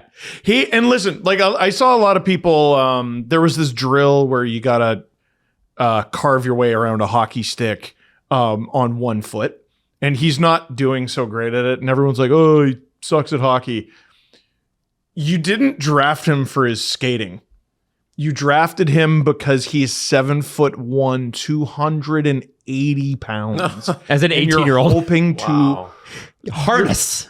People aren't understanding. They're all focused on the 7'1" part, which would make him the tallest professional hockey player of all time. Mm-hmm. 280 pounds, I believe, would make him the heaviest player in NHL history. Mm-hmm. Like, there's a guy like Dustin Byfuglien who would, in the offseason, get up to 300 pounds. He's given up like a foot to Harmanov, and Harmanov plays at 280. That's why you picked him. And it was with what, a seventh rounder. Fart. Yeah, who cares? And you had the best first round of maybe anyone, with probably anyone, actually. Like, definitely anyone. Unreservedly. Keaton Verhoff, too. Like Stenberg, Verhoff, and Lynn. Insane. Who gives a shit what you do with the rest of your picks? Definitely use one of them on the 7'1", 280 pound guy. Yeah. It's a pretty cool piece of video. We can't obviously play it because it's got NHL ice in it, but you'll see it floating around on the internet today. It's a depth pick. Like, to give you an idea of how little teams care, like, some people are dunking on Carolina for trading a pick for John Carlson and then they weren't able to sign him. Carolina, who I've gotten the impression they're pretty clever, was like, okay, we have a chance to get John Carlson, or we have like a 10% chance at an NHL player. And they just pitch that pick out the door because who cares? Yep. Especially when John Carlson's available playing at the level he's at. If Harmanov doesn't pan out, oh well. If he does pan out, you have one of the biggest unicorns in NHL history. Guys, if he plays 30 games ever in his whole career, you've done well. At the 7th round. Announce it before the lineup card comes out. I guarantee you a sellout. Oh, yeah. I'm going to Barracuda games. Not just in San Jose. Anywhere he plays, people are going to go to want to see this. If the schedule wasn't as compressed as it was this season, I was going to drive to North Bay to see him play. Yeah, or like where's his junior A team? I don't know. He played some junior A. But you don't think about North Bay. You didn't have to drive there. You could just wait till North Bay comes to Oshawa. You see, not as fun. Got to be thinking smart here. If I find out he's in the lineup for a Gens game, I will be there. I don't care if there's a Leaf game then. No, I'm joking. But yeah, no, I'm absolutely. Why wouldn't you? He's a marvel. Yeah, it's cool. It's cool. He's huge. Did you notice no one tried to make general body contact with him? Why the hell would you? You're not doing anything. You don't want to die. Yeah, no, life preservation is generally good. Now, I got to ask you, Jesse, dust is settled. Jake Trouba contract. Is it the disaster that people say it is? Yeah, I thought the Sharks conversation, we spent a lot of time on this. I didn't expect to go that hard on Harmanov. I thought you were bringing it up to talk about their moves. And there's a quote circling from Mike Briere that I want to get to, but I want to ask you first. Jake Trouba signing. Is it awful and horrible they're all going to die? I don't think Jake Trouba is bad of a defenseman as I think the general population believes he is. I don't think a lot of people are too happy with what they perceive Jake Trouba to be, but I believe the Sharks are at the point where they need NHLers who are proven to play for their hockey team. Because coming into this offseason, they had Dmitry Orlov and Muka Madulin, who is a little baby child. So they really had Orlov, and they needed to go out and get experienced NHLers. I think Jacob Trouba, because their sticker shock at 8.25, that, okay, maybe you think he's a tad overpaid, but for what they need, he can provide that. He's going to be a steady defenseman back there who can be your minutes eater, whether he's playing with Darnell Nurse or not. I think those two guys that you've got, you have now just a stable defense core night in and night out, and he's gonna be, sometimes he'll provide the errors that we know he can when he's trying to break the puck out of his net, but I feel like there's enough skill there that we've known Jacob Trouba to be,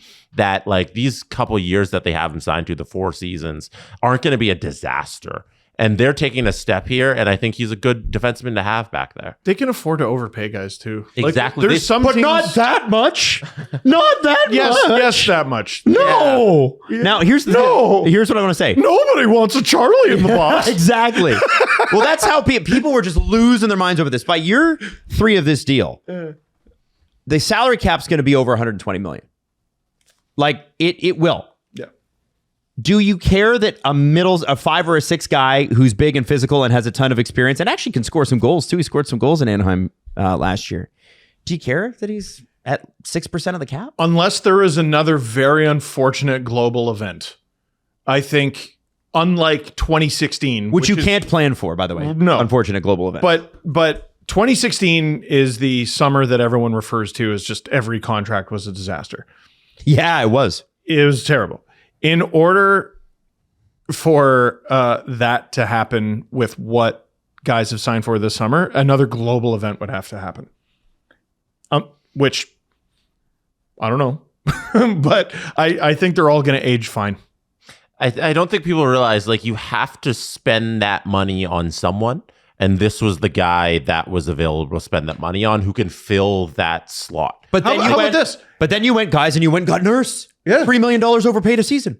How about this? You went into June without a decor, and now you have one, and everyone's pointing at your divisional rival and going, they don't have a decor. Not we're like a defenseman short. You mean the Ducks? Yeah. Like the Sharks, now you look at them and you're like, oh, okay, I know what they're going with next year, whether you agree with it or not. Like, I think Nurse will be fine. Is he overpaid? Yeah. Oilers couldn't afford to pay him what they were paying him. Sharks can. Most teams couldn't afford to pay Trouba what he's getting. Sharks can. Yeah. Right? Now they have a functional NHL team. The Ducks don't. They spent a lot of goodwill. I think the slot is available for that defenseman, and Jacob Trouba was the guy who was up to go get that money. And I don't blame Mike Briere for doing that deal. And I don't blame him for the Darnell Nurse deal either. I think that was a good deal. I don't mind Darnell Nurse there. I think listen, is he $2 or $3 million overpaid? Probably this season, sure. I still think Edmonton did all right in that deal, I do too. honestly. They did. I think they did great. Yeah. I don't mind that at all. But I think, obviously Darnell wanted a change of scenery, but the Sharks thing, those two guys back there, how much fun do you think they're going to be to play? Oh my! You're an opposing offense, and you got to play those guys. The locker room's going to be better. Like at some point, you need more experience than Tyler Toffoli is all our dad. Yeah, right. And I think that's an invaluable thing that they bring to that team. The Sharks could afford to spend this money, or to spend money that other teams couldn't. If that makes sense. And so now I want to get to this Mike Briere quote because it happened from this morning. I don't hate those moves. I know everybody's like, well, they're not efficient in a vacuum, but that ignores the entire context of the team. Exactly. Here's where it becomes bad. Okay. Like if the cap goes flat. Well, not even that, but like if, Celebrini and Misa and Smith and all these guys come up and you can't afford to sign them, that's when it's bad. But you know what's crazy? We're miles from all of that. You can trade the other guys. That too. We're miles from all of that. Yeah, and like money will come off the books in the meantime. Like it's not like the cap hits that everybody takes right now is just steady and there won't be other room and other moves to make. When the time comes, you can make moves. Yeah. You're not just sitting here trying to make all of those contracts fit right now. So I think they had the room, and Jacob Trouba will be so helpful on their penalty kill. Like he's really good at that still in the years that people don't think he's good. He'll be good on the penalty kill. And Darnell Nurse is a player who can play with speed. And speed is something that every NHL team needs, and I think it's going to fit. I think it's going to fit well. His problem's more decision making. Yes, yeah. There are other immense problems that Nurse has, but playing with speed isn't one of them. Maybe don't put him in the positions Edmonton had to put him in because of where the cap was and the lack of other defensemen to take those roles. Right? Change his role. They can do that. They got the money. Yes, they can. They got the space. They can add. And I think that's the context people are missing here. And listen, if oh man, you got an expensive couple of big scary guys back there. By the way, both of which over the past few seasons have gone deep in the playoffs. Trouba with the Rangers, and then there was the 1 year with Anaheim where they didn't make the playoffs, and then he went to the second round this year. Nurse has been to the Stanley Cup final twice in a row, and then the first round this year, and previously basically every year except for when the Oilers were goofy bad. Conference final in 2022. Like, these are guys with a ton of experience who are going to be calm under pressure. I like it. And Now, I just want to put out the numbers I was talking about with the Darnell Nurse's speed, because I was looking on the NHL Edge data, and he's in the 96th percentile of max skating speed. That's crazy. 96th percentile of 35 plus kilometer bursts. 95th percentile on 32 to 35 kilometer bursts. And same thing with 29 to 32. This is a fast defense. I'm glad you brought this up, because I imagine a lot of people listening to the show click the 15 or 30 backward button to be like, I'm positive I didn't hear Jesse correctly. But no, the guy can move. It's Darnell Nurse He can is a move. fast skater. Yeah, people, because all of the mistakes he makes with the puck with the Oilers, they don't realize that he did provide a whole bunch of other stuff. And there's a reason that the potential was there and they gave him that money. He hasn't lived up to that money. I'm not going to pretend like he has, but a couple $1 million overpaid on the Sharks is okay, because right now they have that cap space, and the 3 years I think he'll be there will be great years for the Sharks. and great years for him. Good for him. Jumping from McDavid to Celebrini, that's not bad. That's A-okay, man. And like, no offense, but jumping from Edmonton to San Jose, like, Well, in terms of where they're at, I mean, there's desperation. in terms at of Edmonton. leaving the house with, easily the worst part of winter is all the shit you got to put on. Yeah. I like just being able to walk out of my house, and now is one of the 3 months a year I'm able to do that. Sheng Ping from San Jose Hockey Now, is a great reporter. He's, man, if you are interested in the Sharks, go back and read his interview with Hasso Plattner, the owner of the Sharks. Unbelievable stuff last year, and I can't believe it didn't get more play. But when he talked to Mike Briere, he said that Mike Briere mentioned, he said that leaving Edmonton could be a bit of a fresh air moment for Darnell Nurse. And of course, he made it about the Leafs. He said, you saw a little bit of that with Mitch Marner getting out of Toronto, just being able to breathe, play hockey, and not have, sometimes you kind of have the weight of the world on your shoulders to perform. And if you lose, it's your fault. And if you win, no one's really saying anything, which is, by the way, not true about Toronto. When they were successful, people were pumping their tires. But anyway, that's just the life of a big player in a big Canadian market. And if you're a marquee player there, that always adds extra pressure to it. We think him coming here and getting out of that environment will only help his game.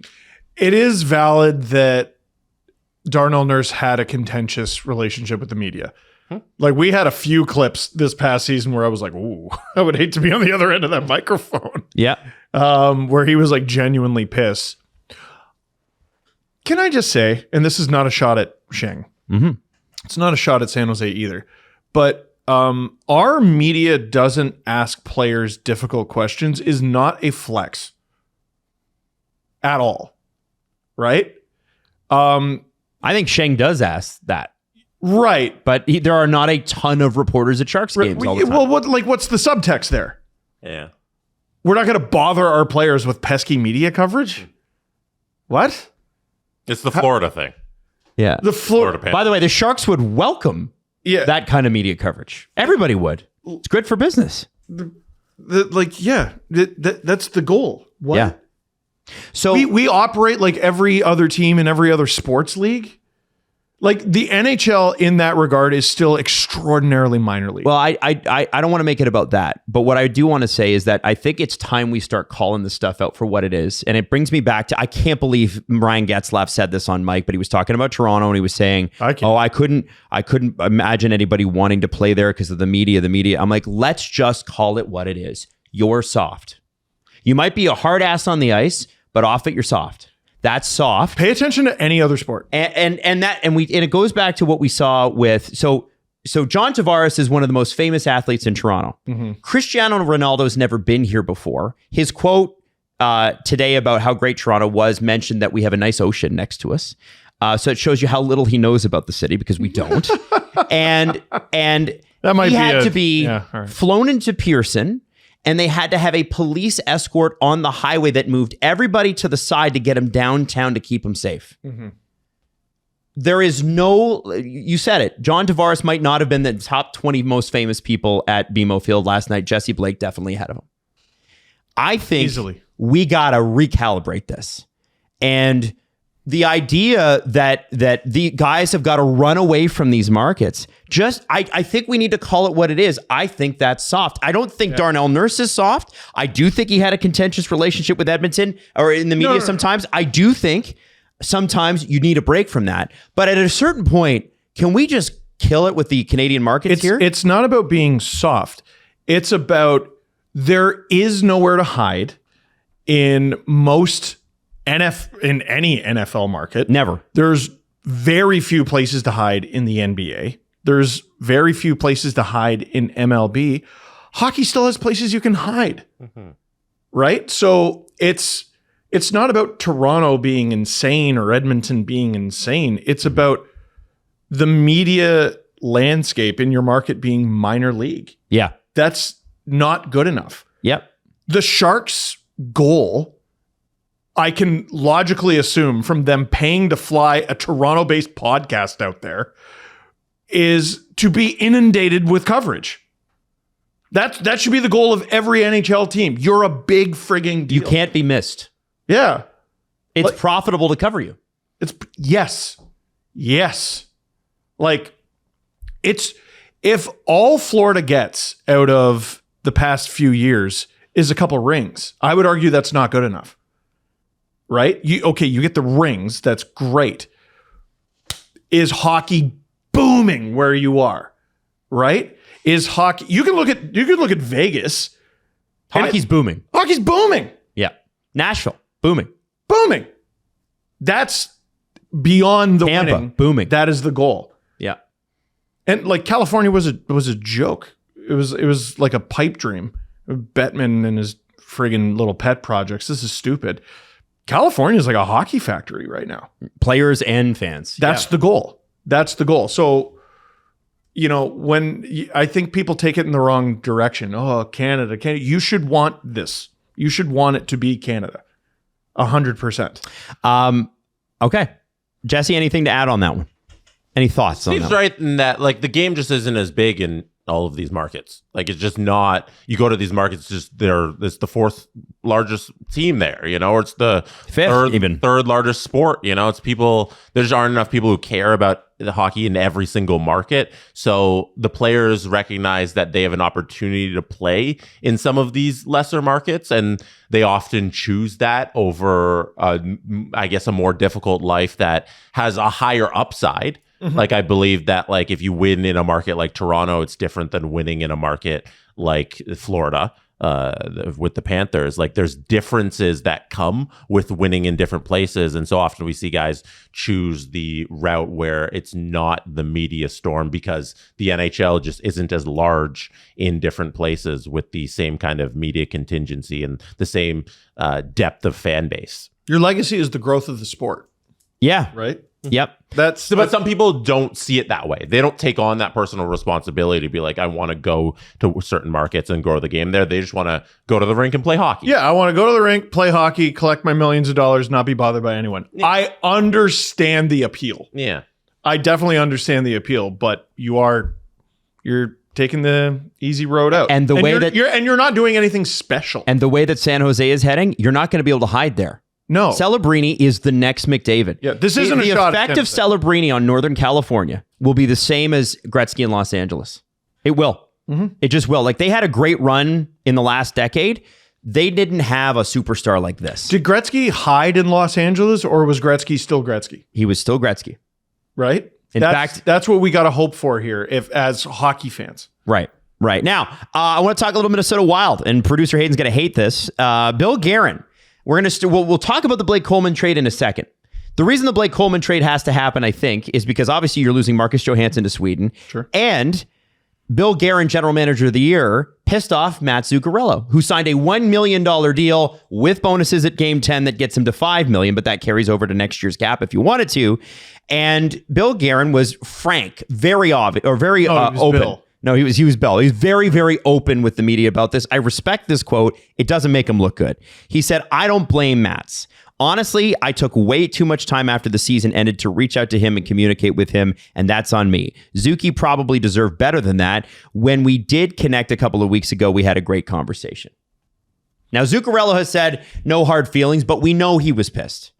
And he put in a great season at 37 years old, basically a point a game. A great many. Has been a big mentor for Kirill Kaprizov, line mate. This is a weird one. I can't believe he left. I can't believe it got to this point. Hayden Mike? I think this might be a Hayden Mike situation. Because, like, okay, on one hand, I appreciate his candor and I appreciate how open he is about the mistake he made, but ultimately he made it's okay that you admitted it. That's nice, but that's like bare minimum. You made it. Yeah, you made it wild worse. I'm when I knew he was a UFA, I was like, oh, yeah, I'll resign him. Whatever he wants, it won't be too much. He's getting older. He's Kirill's best friend. Like, for non-Minnesota fans, you might know, but you might not know to the extent. They are inseparable. Kirill and Matt Zuccarello were side by side, practice, staying late. Like, Kirill would work on his shot. It's Matt staying on the ice with him. So I remember last year I was filling in for Matty, and you guys were talking about Minnesota, and I said, yeah, I don't trust Bill Guerin. And then this year he made the Quinn Hughes trade, and everyone's like, oh yeah, Bill Guerin, he's great. I'm starting to think that the Quinn Hughes fell into his lap. Hughes is also eligible for an extension. Yeah, I'm honestly starting to think that Bill Guerin may have had a very lucky, like a good stroke of luck with Quinn Hughes, because he was ready at the right time. Yeah. And to be a good general manager, you need to be. I just say, like, I just don't trust the decisions he's been making. We all thought the deadline was going to go a certain way, and we knew what their weaknesses were, and we're like, okay, they're going to go out and address it, and they didn't. Michael McCarron was pretty good. Yeah, and McCarron's good. I just, still no center. And again, this will, if they do end up getting Larkin, which I know it's been talked about, that'll change. Of course. Yeah, but you're allowed to change your opinion when things come up. But, I just see the trade of, they went out and they got Blake Coleman, another gritty winger. Yeah, the only thing that gives me solace is the fact that Dallas also seems to be sputtering a bit. Yes. With figuring out what they're doing. Yes. So the Central is kind of becoming jump ball a little bit. Yeah. Okay, but bringing it back to this. Yeah. This is an all-time fumble. This is a guy in 59 games who had 54 points. $1 million salary, $5 million on the cap. Who cares? It just feels like a morale killer. So they go out and they get Blake Coleman yesterday for Olli Maatta.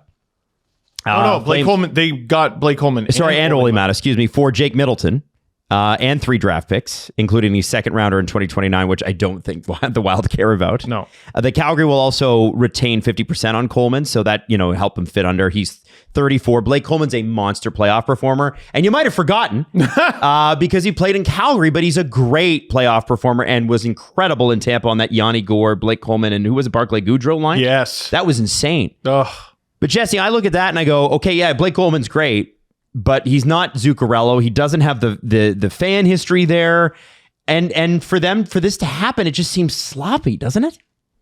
Yeah, that's your job, Bill Guerin. It's weird that he would admit it in that way. I haven't seen him actually say it. But the words are there, and that he was supposed to be doing his job and reaching out to this guy who means a lot to his locker room, and he didn't do it. I'm just like, what were you doing then, Bill? So I think you're missing out on a good player by not being on top of stuff there. It's a misstep for sure. Recently we've talked about we got a social media post of someone who had 8 Fedor Svechkov jerseys. Yes. We were asking about people who had jerseys for obscure players. Yeah. The largest Olli Maatta jersey collection is owned by Olli Maatta. He played his first 4 seasons in Pittsburgh, or 5. He played there for quite a while. But now he's played Pittsburgh, Chicago, LA, Detroit, Utah Hockey Club, and Utah Mammoth, Calgary, and now he's ending up in Minnesota. Guy's had quite the suitcase. He's only 31. Mm-hmm. I think Olli Maatta has been in the NHL for 25 years. It does feel like that. It does. He'll be 32 when next season begins. 804 games for Olli Maatta.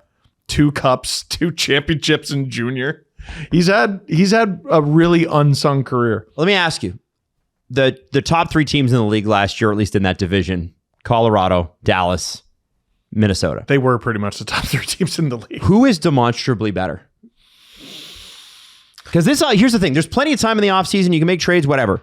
But all 3 of those teams, like you have the Jason Robertson deal that didn't happen. You have the Zach Werenski deal that didn't happen in Dallas. Natushkin is now in Columbus for Colorado. Zuccarello is now in LA for the Wild. I'm not saying they're going to take a step back because I think they're all great teams still. Who's better though? Well, I mean, Colorado had all 3 of those teams have room to fall and still be pretty good. Oh yeah. Right? Not a lot of challenge in that division either. None of them are better. None of them. The one thing you can say with the Wild is they're going to begin the season with Quinn Hughes, which they didn't last year. And maybe a little bit of health too. No Jonas Brodin and Eriksson Ek kind of killed them in the playoffs. Yeah, you could definitely argue having a full season of Quinn Hughes and maybe getting a little healthier. Maybe it's the Wild, even though they don't have Zuccarello. Because, yeah, losing Zuccarello sucks, but all the guys that you just mentioned, yeah. Dallas could use a little bit of health too, the way they ended the season, but that's far from a guarantee. And Colorado, I like some of the moves they made, but it's definitely a regular season step back. There's a difference between regular season step back and playoffs. And do we care if you're getting 120 points in the regular season? Like, you probably don't. It didn't help them, did but it doesn't. My question is not how they do against the rest of the league. My question is how they do against each other. Oh my God. They all kind of look the same, don't they? Colorado Right still runs through McKinnon and Makar. Minnesota has the same strengths and flaws as they did before. Mm-hmm. And Dallas is going to probably re-sign Robertson now that Bork's gone. Maybe. Still haven't. Yeah. Right? This is the thing. And like it's actually, you know what I thought July 1st was going to be was just an insane we were just going to be inundated with contract extensions. All these guys who are eligible. And we haven't really gotten any of it. Montreal getting Demidov and Dobish done is like Herculean compared to Quinn Hughes hasn't been done. Jason Robertson hasn't been done or traded. Mm-hmm. We don't have resolution in the Dylan Larkin thing, and he could be going to either of those teams, right? A lot of question marks in that division. Jesse, you look at that. Any major changes to you? Have they missed an opportunity, these teams? Because there was a lot of trading going on. I think you still have the top 3 teams in the Western Conference in that division with those 3 teams. And you look at Colorado, like their hand was forced to move off of some of the players, like the Jack Drury trade and the Natushkin trade, just because of the cap situation. So there wasn't a lot of finagling to do with their roster. And so often we want teams to be splashy on July 1st, but the smartest move sometimes is just do nothing and not overpay for guys. And I don't think any of these 3 teams were in positions to overpay for anybody because they're up against the cap limit because they have so many good players and they have to account for the raises that are coming to these players. Yeah. The Avalanche have to account for the Makar deal that's coming up. The Minnesota Wild have to account for Quinn Hughes that's coming up. Dallas Stars, the Jason Robertson situation is still playing out. So they couldn't go out and just sign a bunch of depth forwards or pieces to fill in the gaps in the lineup because they are already good teams. And this is what good teams do on July 1st. The Carolina Hurricanes, we're not sitting here saying, oh, they should have done more. It's because they have a really good roster right now. They haven't done anything. They haven't done shit because there's not a lot of tinkering to do. They tried to get John Carlson. That didn't work because they might lose Nikishin. Like that's it. Exactly. And that's an RFA deal they're not willing to overpay for despite having the cap space. And I think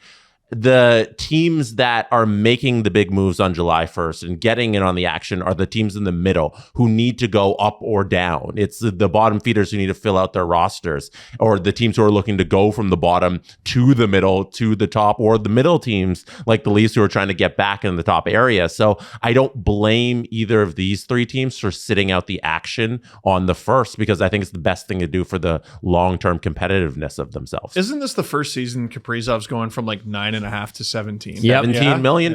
That's your free agent acquisition money right there. That's crazy. It's the money you took on. So much. And Hughes will sign this year, I think. Yeah. According to Craig Leopold. Craig Leopold's like, hey, here's a blank check for $42 billion. Oh my God. Take it, Quinn Hughes. Who cares about the cap? Because he's ridiculous. So I don't blame these GMs for sitting out the action. So they do lose Zuccarello. Full season of Brink, full season of Foligno, full season of McCarron. Shabanov's just an ad. And then why is their goalie situation Wallstedt and Pickard? I think Gustafsson was injured. Yeah, Or maybe he's not re-signed. Yeah, he's injured. But he's there. That's interesting. And full season of Hughes. So you have a bunch of guys. It's just how Puck Media has it organized. Don't make it interesting. No. I was like, did they trade him? And I forgot. No. Oh, okay. It's not interesting. I mean, they could still do don't that. imply anything. They could. They do have an ace to do that. But like it's an 84 game season and they didn't have any of those guys for 84 games. And I think that's relevant. Okay, fair enough. I want to move on very quickly. Philadelphia, there's a quote going around people don't really like. And Jesse, if you can... Is it I've just anything got Rick Tocchet ever said? No, it's actually Danny Briere this time. Oh. And, Philadelphia's been interesting. They definitely were interested in Darnell Nurse. And Darnell Nurse was interested in them. But then Zach Werenski's name's out there. And they're like, well, hold on, Darnell. And then Darnell opened up his trade thing and he ended up in San Jose. There were rumors that they would be interested in... They're looking to add a big defenseman. There's also chats that they're going to trade Rasmus Ristolainen to the Ottawa Senators. That's out there. Still not anywhere close, but those are the conversations they've had. And notably, they're working on an extension for Jamie Drysdale, but they're another team that didn't get a whole heck of a lot done. And the Washington Capitals did. And you got to remember that the Flyers went to the playoffs last year. Nobody was expecting it. They went on a run. Washington didn't. I definitely would have, before last season, swapped them. Of course. Yeah. And I think this season will swap them, especially with Ovechkin being back. The Caps have really they're better. Legitimate ads. Yes. They're better. Danny Briere's press conference, I think, annoyed a lot of people. And this is the clip that I want you to watch. I don't even want to give you a setup for this. I just want you to hear him say it. There's a chance, and a good chance, that we take a little bit of a step back this year. We're ready for that. But I'm excited where this young group of guys are going. You can't say that. What are you selling? What are you talking about? These guys don't practice, eh?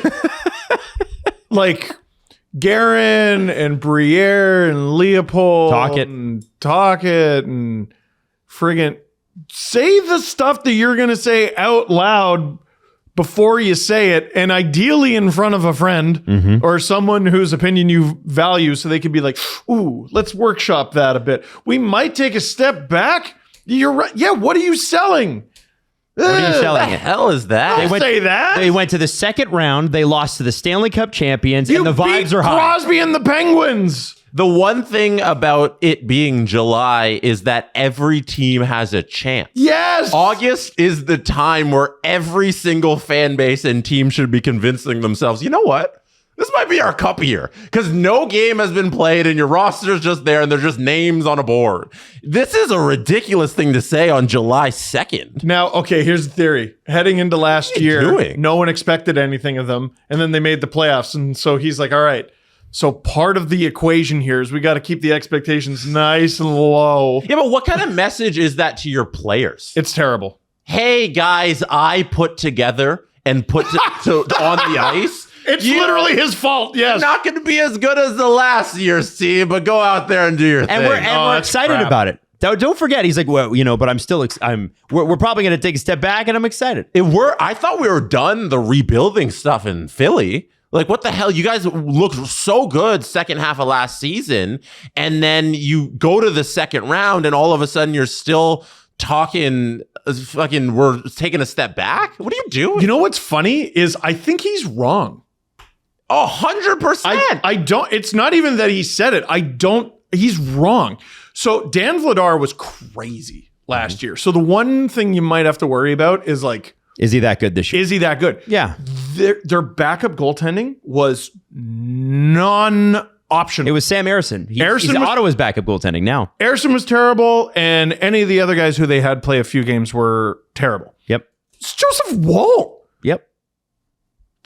Our reservations about Joseph Woll are... If he's playing, he's good. We know that. Yeah, how many games he's going to play for you, but he's really good. There might be stretches next year where if Vladar takes a step back, Woll is your starter for like a month. I think they're betting on that. Yeah. man. And you're going to be But you better. can't play Wool too much. He gets tired and injured. Yeah, that's fine. Like, it's as long as you don't have a backup who's perpetually getting blown up for 4, 5, 6 goals against per game. No, it's a good way to dump on your organization. I just- in the middle of the summer before like months away from games. Like, what are you doing? Bad quote. Why am I being like, no, Danny, the Flyers are good? Well, and Matvei Michkov, if he shows up to camp in shape, could be just Matvei Michkov. That's like such an easy bet. Is Michkov being better than he was? It reminds me of the sales pitch they gave everybody when they traded now 40-goal scorer Cutter Gauthier. And again, like we just had this conversation with the Wild, and now we can do it with the Flyers. Having a player who you ended the season with but didn't begin it with at the beginning of the season is so valuable. Dude, you're going to get a full year out of Porter Martone. Yeah. Oh, man, he was great. Porter Martone was crazy for you, and you had him for like a week in the regular season. He's great in the What playoffs. are you doing? Shut up. But more to that, what you're essentially saying to your fans is, well, first off, you're saying to your players, if you take a step back, it's okay. Which you should never do. You're lowering the standard. And then when you say to your fans, hey guys, hey, wasn't this year fun? Next year won't be. Yes. There's no reason to say that. Like, I don't think the Rangers are going to be good. I think the Penguins actually could be primed to take a step back because a lot of things went right for them. A lot of projects worked out. Parker Witherspoon, Ryan Shea, Anthony Mantha. And you could easily make the playoffs. Penguins could make the playoffs. Yeah, Flyers can No, I meant the Flyers. Blue Jackets, who knows?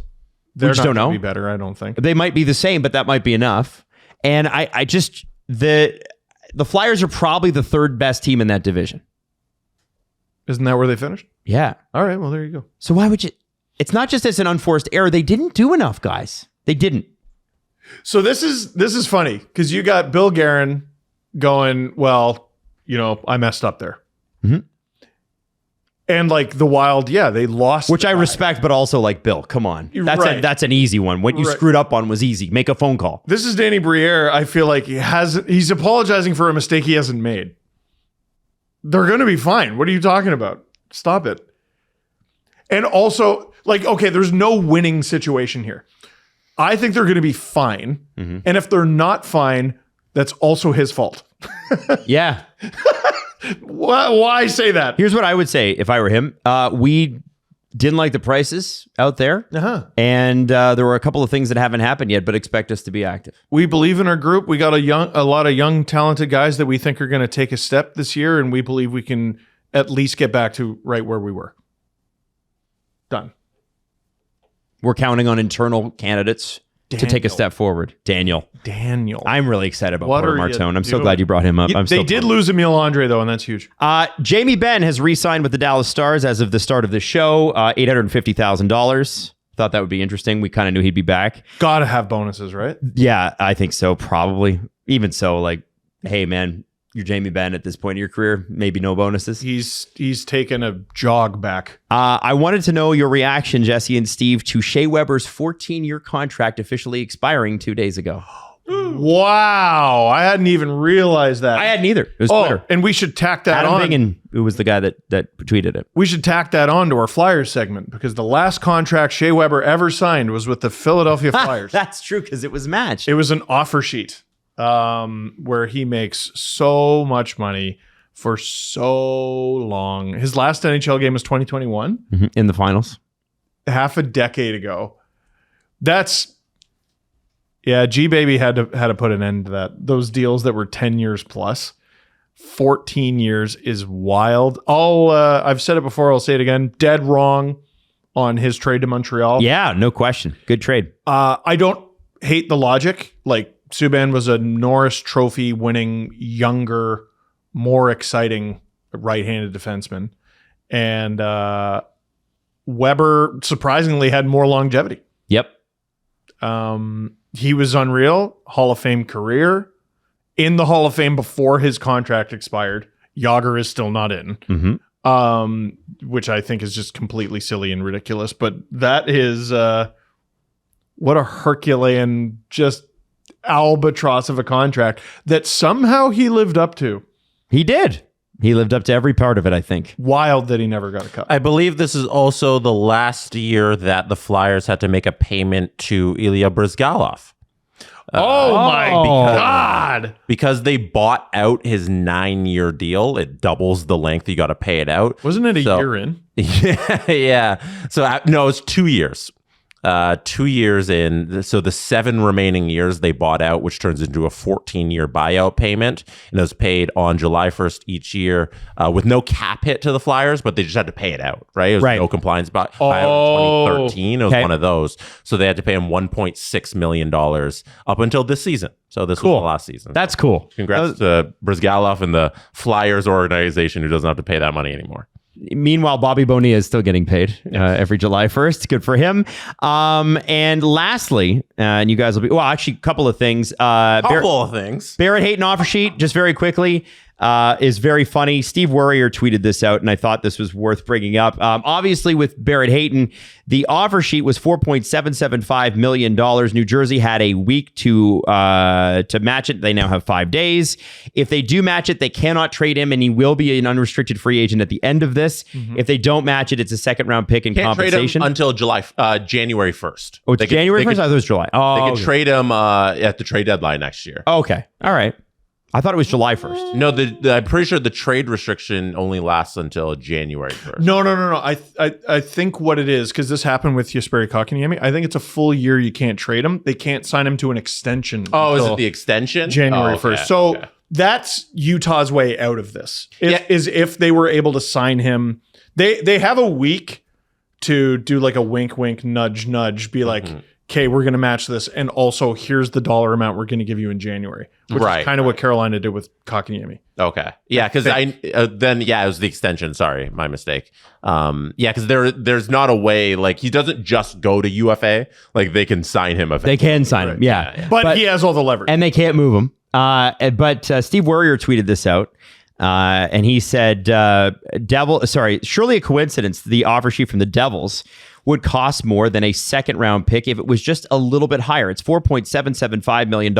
How much higher would it need to be for that compensation to be higher? And it's $666. Love it. Which I love. Love it. Sonny Meta being a funny guy over there. I love that. And lastly, Wunderkind. We've talked about Wunderkind in the NHL before. Where did these young guys get these great jobs? You guys will be you'll be blown away to know that the New York Post broke this morning. James Dolan is stepping away from the Rangers and handing control of the team to his son, Quiten. Oh, Quiten Dolan. That's right. Oh, QD. So Molly Walker broke that this morning.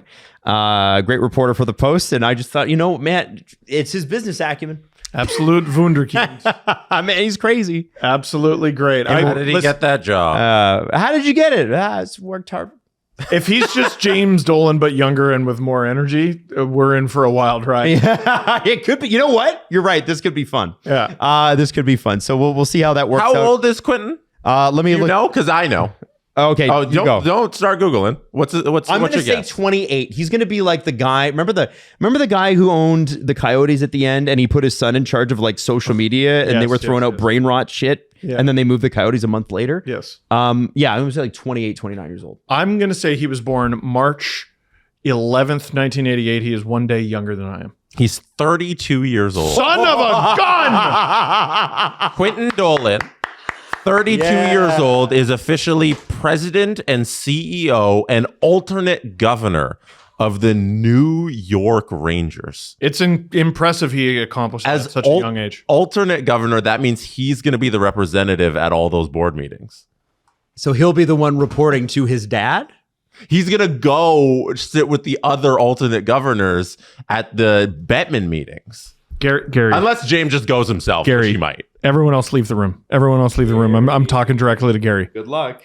Stream it. I'll pay money. I'll give you money. Stream it. Oh, you have to. Gary. I don't ask you for a lot, Gary. Stream it. I could see James still go into those things and actually being the liaison. That's not nearly as fun. The board, because they're one of the franchises that actually has a lot of pull with Bettman. They're in his little executive club, so I don't know if he's going to be sending little old Quinton to that. But this is a child in terms of business terms running one of the sports premier's franchises. On top of that, how many Rangers are older than him? Quiten Dolan was senior VP of player performance and science leader for both the Rangers and Knicks. And he's a scientist. Yeah, he's a scientist. And he will maintain those positions. So Science leader and CEO? I'll read it again. Quiten Dolan, currently, this is the job his father bestowed upon him in the organization. He is the VP of player performance and science leader for the Rangers and Knicks. And now as president, and Knicks. Wow. And now as president and CEO of the Rangers, he will maintain those two positions within the organization. Well, Jesse, he just won a championship in the NBA. He earned this promotion. Oh, man. Quiten Dolan joined MSG Sports in 2022 after he earned a bachelor's degree in sports and event management from New York University. Well, I wonder when he got his internship. You know what? But we're all born with the same odds. I think that's important. We're all born with the same opportunity. This is crazy. That is. Is it crazy? Or is it completely expected from this organization? No, because billionaires do crazy things because they're crazy people. From a content creation standpoint. It could be great. I'll tell you what I was disappointed with. At the Knicks parade, James Dolan and Zoran Mamdani hate each other. Or rather, James Dolan hates Zoran Mamdani. And Zoran Mamdani probably doesn't think much. Zoran about James Mamdani Dolan. just sort of lives his life and runs the city. Yeah. But it was just what Dolan did to him was just like passive aggressive and snide because he's old and doesn't have it anymore. He's put all his energy into his dad rock band. Yeah. And he just doesn't have it. This 32-year-old with a little bit of blood in his veins. We need you, unhinged king. Be super weird at everything. We need it for the funsies. We need it. Chris Giroux spoke on this. He said, Quiten and I have worked together for several years, and I believe him taking on this role will only make the Rangers organization stronger. The front office and coaching staff will be working in unison with Quiten in all key areas of our team in an effort to put this franchise in the best position possible to compete for a Stanley Cup. Damn, that's crazy, Jesse. And breaking news, Chris Drury has just traded Igor Shesterkin for 21 seventh-round picks. I think Chris Giroux knows the last name that is on his checks. Oh, yeah. Do you think? No, I'm joking. It's like when you work at a corporation named after a guy and there's pictures of the guy everywhere and they do religious ceremonies to him. I'm sorry. I'm not a Rangers fan, so this rules. Rangers fans, I'm so sorry. Hey, man, but for maybe he's me, actually a this Rangers is so fan. good. He might be a Rangers fan, which should be different because apparently his dad just only cares about the Knicks anyway. Oh, yeah. James is just like, that's part of my portfolio. One thing that happened was when Jimmy Dolan started building the Sphere in Vegas, everybody in MSG, these are the reports that came out of it, was really excited about it because it took him away from the Knicks and the Rangers. And he was distracted for a couple of years building the Sphere. So they like when he has these side projects because he's not being involved with the teams, which is good for the team. Hey, Like leaving a kid. James, we need another Sphere. Yeah. We know it would be better than one Sphere? Two. So people were hoping Put it in Texas. you would go do more We stuff actually like found that. a place further away than Vegas. Can you build it there? It's like leaving a kid at a birthday party, but it's your billionaire boss. Yeah. That's Man. so funny. Yeah. Just last note from Quiten. He said, I'm looking forward to immediately getting to work with Drury, Mike Sullivan, and the entire staff. I bet he And is. I know when the CEO of the company is like, I'm going to start working with the lowest level employees. That always goes well. Them meddling in the day-to-day operations of everybody from the staff to the coach to the general manager always ends in success. I wholeheartedly agree. I am also looking forward to this. This is going to be great. This bangs. Oh my This is gonna be goodness. great. I'm Thank you so for bringing happy. that up. I appreciate it. Oh, man. Sometimes you're like, what are we going to talk about next season? Quiten Dolan. Oh. He's my new favorite person in This hockey. rules. Thank you so much. There needs to be just a Quiten Dolan like segment that just keeps going. Yeah. I'm sure. What did Quiten Dolan do today? Listen, he could be like Jeannie Buss. People made fun of Jeannie Buss. Now, if you guys don't know, the Buss family, they owned the Lakers for 30 years, 40 years, or whatever it was. Okay. So Jerry Buss buys the Lakers by trading buildings that he owned in Chicago for the Lakers. And it was like $100 million in the 70s, which This is crazy. John C. Reilly, right? Yes. Okay, Yeah. good. So he buys them. And he's trying to get his sons to take control of the team. Turns out his daughter is the smart one. And him being from a different time was like, what do you mean, women? And eventually Jeannie was like, no, I'm actually brilliant, though. And she took over the team and ran it brilliantly. And they just sold it for $10 billion, which is a lot more than the $100 million they paid for it, right? Just a bit. We got to be open to the fact that Quiten could be the genie bus in this situation. I think it's going to go in one of two ways. It'll be a disaster or the greatest thing that's ever happened in New York sports. And I think hockey. I think you need to put some respect on NBA champion Quiten Dolan's name. You're right. You're right. Larry You're O'Brien, trophy-winning Quiten Dolan. That's right. That's right. Anyway, we'll leave it there. We will be back Tuesday next week, and there is a VIP episode fresh for you today, too. So you got double content going into the weekend. Love you all. Thank you all for watching and listening. Anything else to add? I love you. Thank you. I think Get that. the Rangers finish 32nd next year or they win the Stanley Cup. There's no in between. If they win the cup, we're getting dunked on. I'm okay with it. We're getting Quiten Dolan shirts. The Steve Dangle Podcast. Follow the guys on Twitter at Steve_Dangle, at Adam WYLDE, and at Jesse Blake. Connection complete.